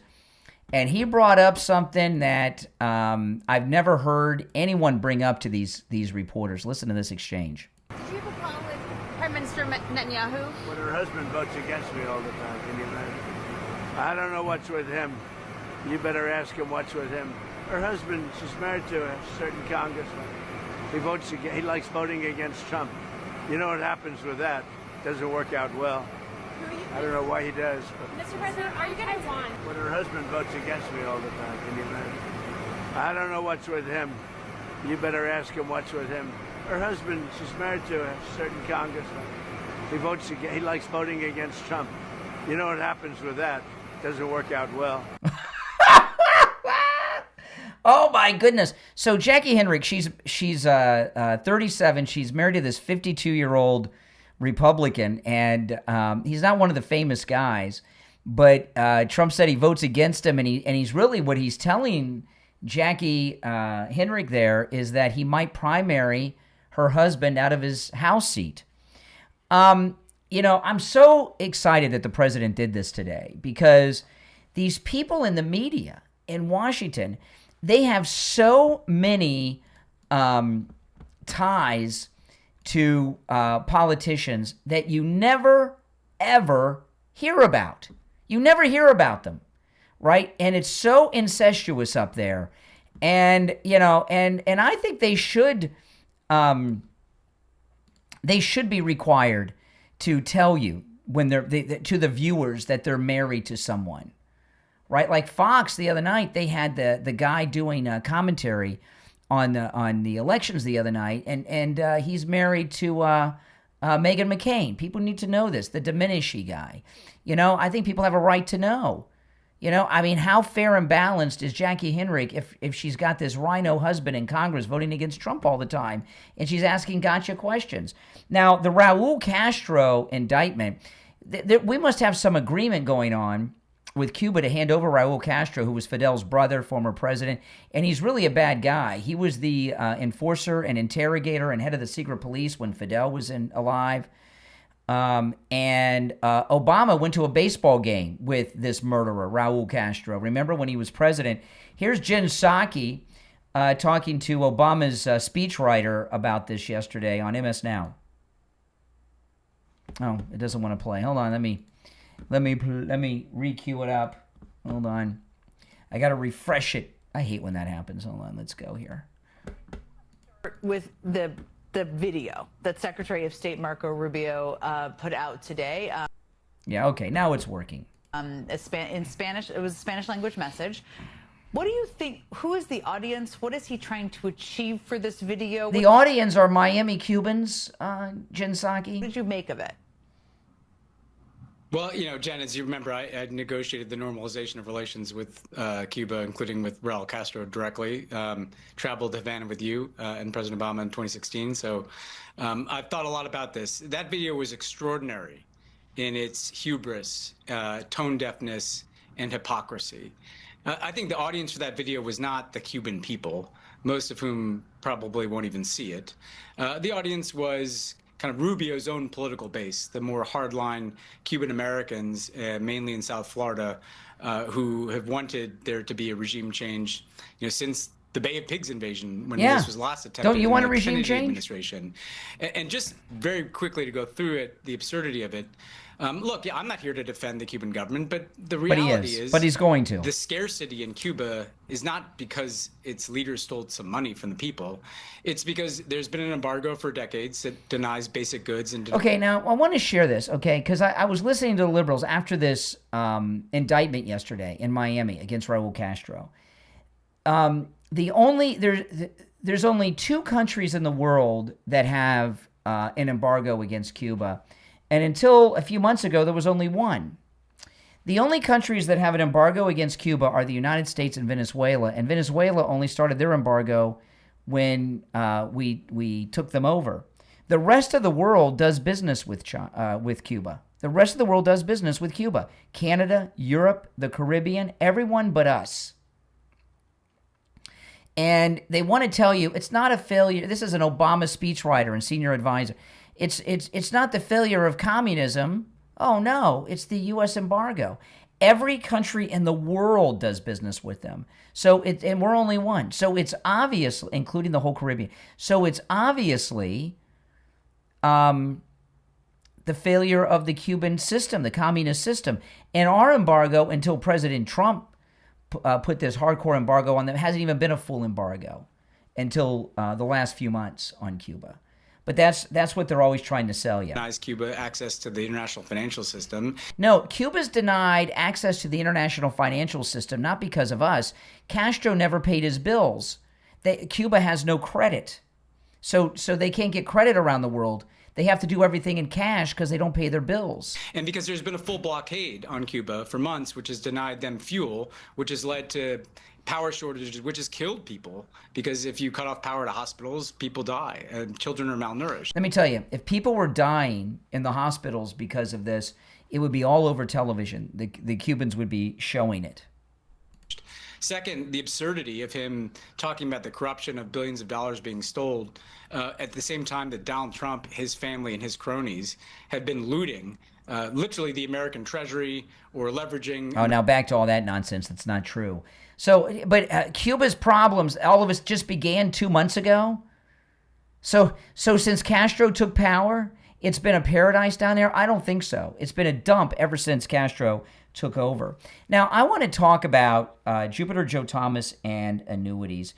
He offers no-charge consultations, but do you know you don't have to pay any commissions on annuities with Joe Thomas? No commissions, 0 commissions. The insurance company pays the commissions. That's right. Isn't that amazing? And there's so many different types of annuities for different things. When you call Joe Thomas and schedule your no-charge consultation, ask him to tell you about the different types of annuities, including the annuities that offer bonuses on your money on day one. There's annuities that offer a 10% bonus on your money on day one, some even more.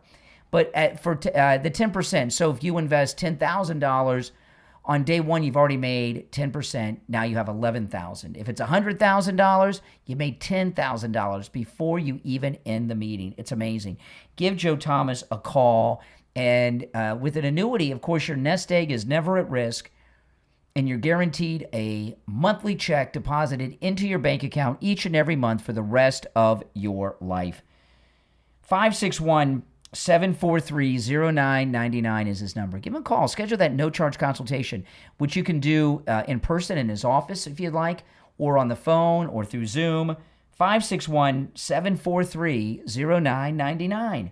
561-743-0999. And online, jupiterjoe.com. All right, well, that's all the time we have for today. Remember, tomorrow is Friday. That means open phones. Open Mega Mike Friday is tomorrow. You won't want to miss that. It's the Steve Kane Show, Florida's longest-running radio show. I'm Brian. We'll be back tomorrow at 6. All right, we're clear. I'm going to take another call or two before I go, okay? So let's go. You're on the air. What's your name? Where are you calling from? I'm Brian from Deerfield. Oh, hey, Brian. Hi, Brian. How are you today? Good. We're in the post show now. You talk about these. Okay. You talk about these reporters that are connected to politicians by marriage. Yes. How about the ones that are connected to the CIA by marriage? Yeah, exactly. I think there's a couple. Yeah, shouldn't that be disclosed? Isn't that a conflict of interest? Yeah, I mean, I don't believe, look, we've got this one CIA senator, and then we have Vindman, who's running for Senate here in Florida, who's a deep state guy. I don't think deep state people should have should ever be able to hold elected office, and I think it should go for their spouses too. It's dangerous. I think so. At least make them know. This Vindman, this guy, bad news. This guy's bad news. He can't win this seat, But these are definitely conflicts of interest there, and it should be disclosed where this is coming from. Well, Ashley Moody is the senator, right, that is up for re-election. Yep. And she was not elected to that position. She was appointed by DeSantis, and there's a long history of senators who have been appointed, not elected. She's finishing out Marco's term, are weak, and they don't win oftentimes. And she was with them down at the Freedom Tower in Miami yesterday for the Raul Castro announcement. I saw her there. She looks a lot older than the last time I saw her, and she's gained some weight too. But I hope and pray she wins, because if Vindman becomes our senator, could you imagine Colonel Vindman? Oh, no, no way. That guy was bad news. That would be a stain on the state of Florida, like nobody's business. Absolutely. I mean, he is. I remember that guy. The news was really bad. Trump. Has anyone ever come close to the number of people that he's endorsed that win? I mean, I haven't seen anyone report on what I'm reporting on, but I can't imagine. He had 36 victories on Tuesday, but overall, he's about 98% success rate with his endorsements during this primary season. I can't imagine that anyone's come close to that before. 98%. I mean, Reagan didn't come close to that. There's no way. I don't think so. There's no way. If it wasn't a record, we would know, because this has happened before. His endorsements, this is what always happens. But that's not what we're getting. Wow. Watching this thing from the Freedom Tower, because growing up in Miami kind of brought back memories and stuff. I know a lot of the kids who were the sons and daughters of exile groups, and bringing back the memories of those planes that were shot down. The South Florida has a lot of historical connections with a lot of world events that took place, the Cuban Missile Crisis and all these other things. But well, the only thing though is there was a lot of talk with Republicans yesterday, And this, I'm going to, there's a lot of talk that, the Cuban people will stand up and one is out. I don't agree with, let me answer these lines while I'm talking to you. Hold on a second here. The phones are ringing off the hook. I don't necessarily agree with that. I hope it's true, but the people in Cuba, they've been so brainwashed, they don't know another way. I wouldn't be so sure that they're going to rise up against the communist, like people are saying they're going to do. Maybe they will. I hope they will. Well, they've been under the thumb for so long. That's the way of life they know. But I would hope it would too. I mean, things are really pretty bad there, but I just don't know. I just don't know. Well, they don't know another way, and they're probably scared of the government too. Yes, yeah. I mean, there's no place to go in Cuba. You're just there, and it's not a big place, and it's easy to track people and what they're doing. I know Nick Shirley did some good reporting. He was in Havana, but I don't. Did the when the Berlin Wall came down, how many East Germans really were responsible for that? Well, there you go. I remember watching it, and I know there were people there and everything, and somebody got out the crane, but the people of East Germany never really rose up. And even you look at Merkel, who was, Merkel was their chancellor, and I think she was the first chancellor born in East Germany. So she might have been born during the war, but she grew up in East Germany under the communists, and she always leaned towards Russia. That's why they got that energy deal with Russia and Germany. So she was. You know what I mean? She was Russified, Sovietified, and people talked about that a lot when she. So I would not assume the people of Cuba would rise up throughout the country. Maybe they will, but I don't think we should assume it. Well, there's all sorts of different forms of brainwashing in that, and one is when you grow up in a totalitarian system, and that's all you've ever known. You got to change that way of thinking. And it's scary because people that who have spoken up against the government, they disappear and you never see them again, so there's a lot of fear. Yeah. And frankly, the new generation of Cubans, younger Cubans, are like pro-communist. They're like other liberals. So even in Miami, you don't have anti-communist Cubans in the level that you used to. No, growing up there, like in the 70s and that, I used to go visit friends' houses and that, and the parents always would talk up, they want to talk to you and stuff like that. I mean, they were totally anti-communist, the ones that came over. The kids now, they get through the educational system here, and next thing you know, they have a viewpoint of that. It's like I've known people. They're Jews. They send their kids off to college. The Jewish kids come back pro-Palestinian. It happens. Yeah, anti-Semitic. It's true, and they're Jews. It happens. I'm not kidding. I'm not making that up. It happens all the time. $80,000 a year to get to brainwash them. Exactly. Yeah. All right. I'll give you the last word. Okay, Brian. All right. Okay, Brian's the last word. Okay, that's good. You're on the air. What's your name? Where are you calling from? Hello, my name is Tony. I'm calling from California. I am a liberal, quote unquote. No kidding. Shocked. I'm shocked. I appreciate you. I know, but I appreciate you, Brian, because you break it down with evidence, and you actually broaden my horizon. So I appreciate you for all that, because you break it down and you let me. But why are you a liberal?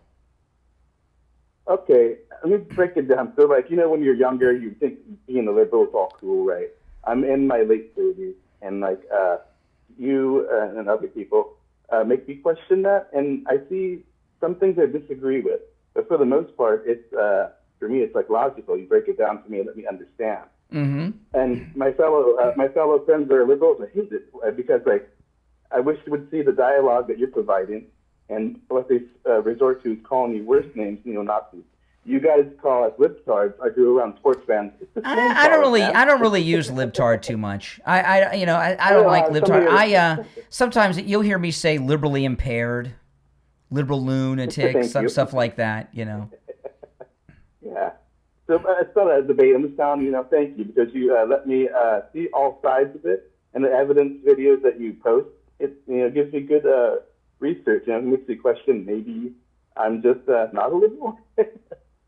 Let me ask you: Are you straight or gay? I'm straight, but I have a list. You're straight, but what? Terrible genetic. Have a list. I have a speech impediment. No, I'm not asking us how you sound. I'm asking because you're a grown man in California who's a Democrat. You know that conservatism is the way, and you're struggling with it. I'm not asking because of the way you sound. I'm just asking because you're a grown man in California who's a Democrat, and you know that Trump's right, and you just can't get yourself to say it. You just can't get yourself to make the final step. So that's why I asked. From my side. You know, it's also because the pullback too. You know, I'm tired of being pressured, but I'm saying like the way you break it down. This is what I've learned. Okay, when it comes to people that are grown-ups, young people, that's a different thing. Young people just don't know what's going on. When someone's a full-grown adult, which you are, and they're still a liberal, for the most part, they're liberal because of something that's going on in their life. Usually an immorality of some sort that the liberals approve of. That's why I asked, not because of how you sound. But you're already red-pilled. You just don't have the guts to say it. But you'll get used to it. That's how I've been feeling.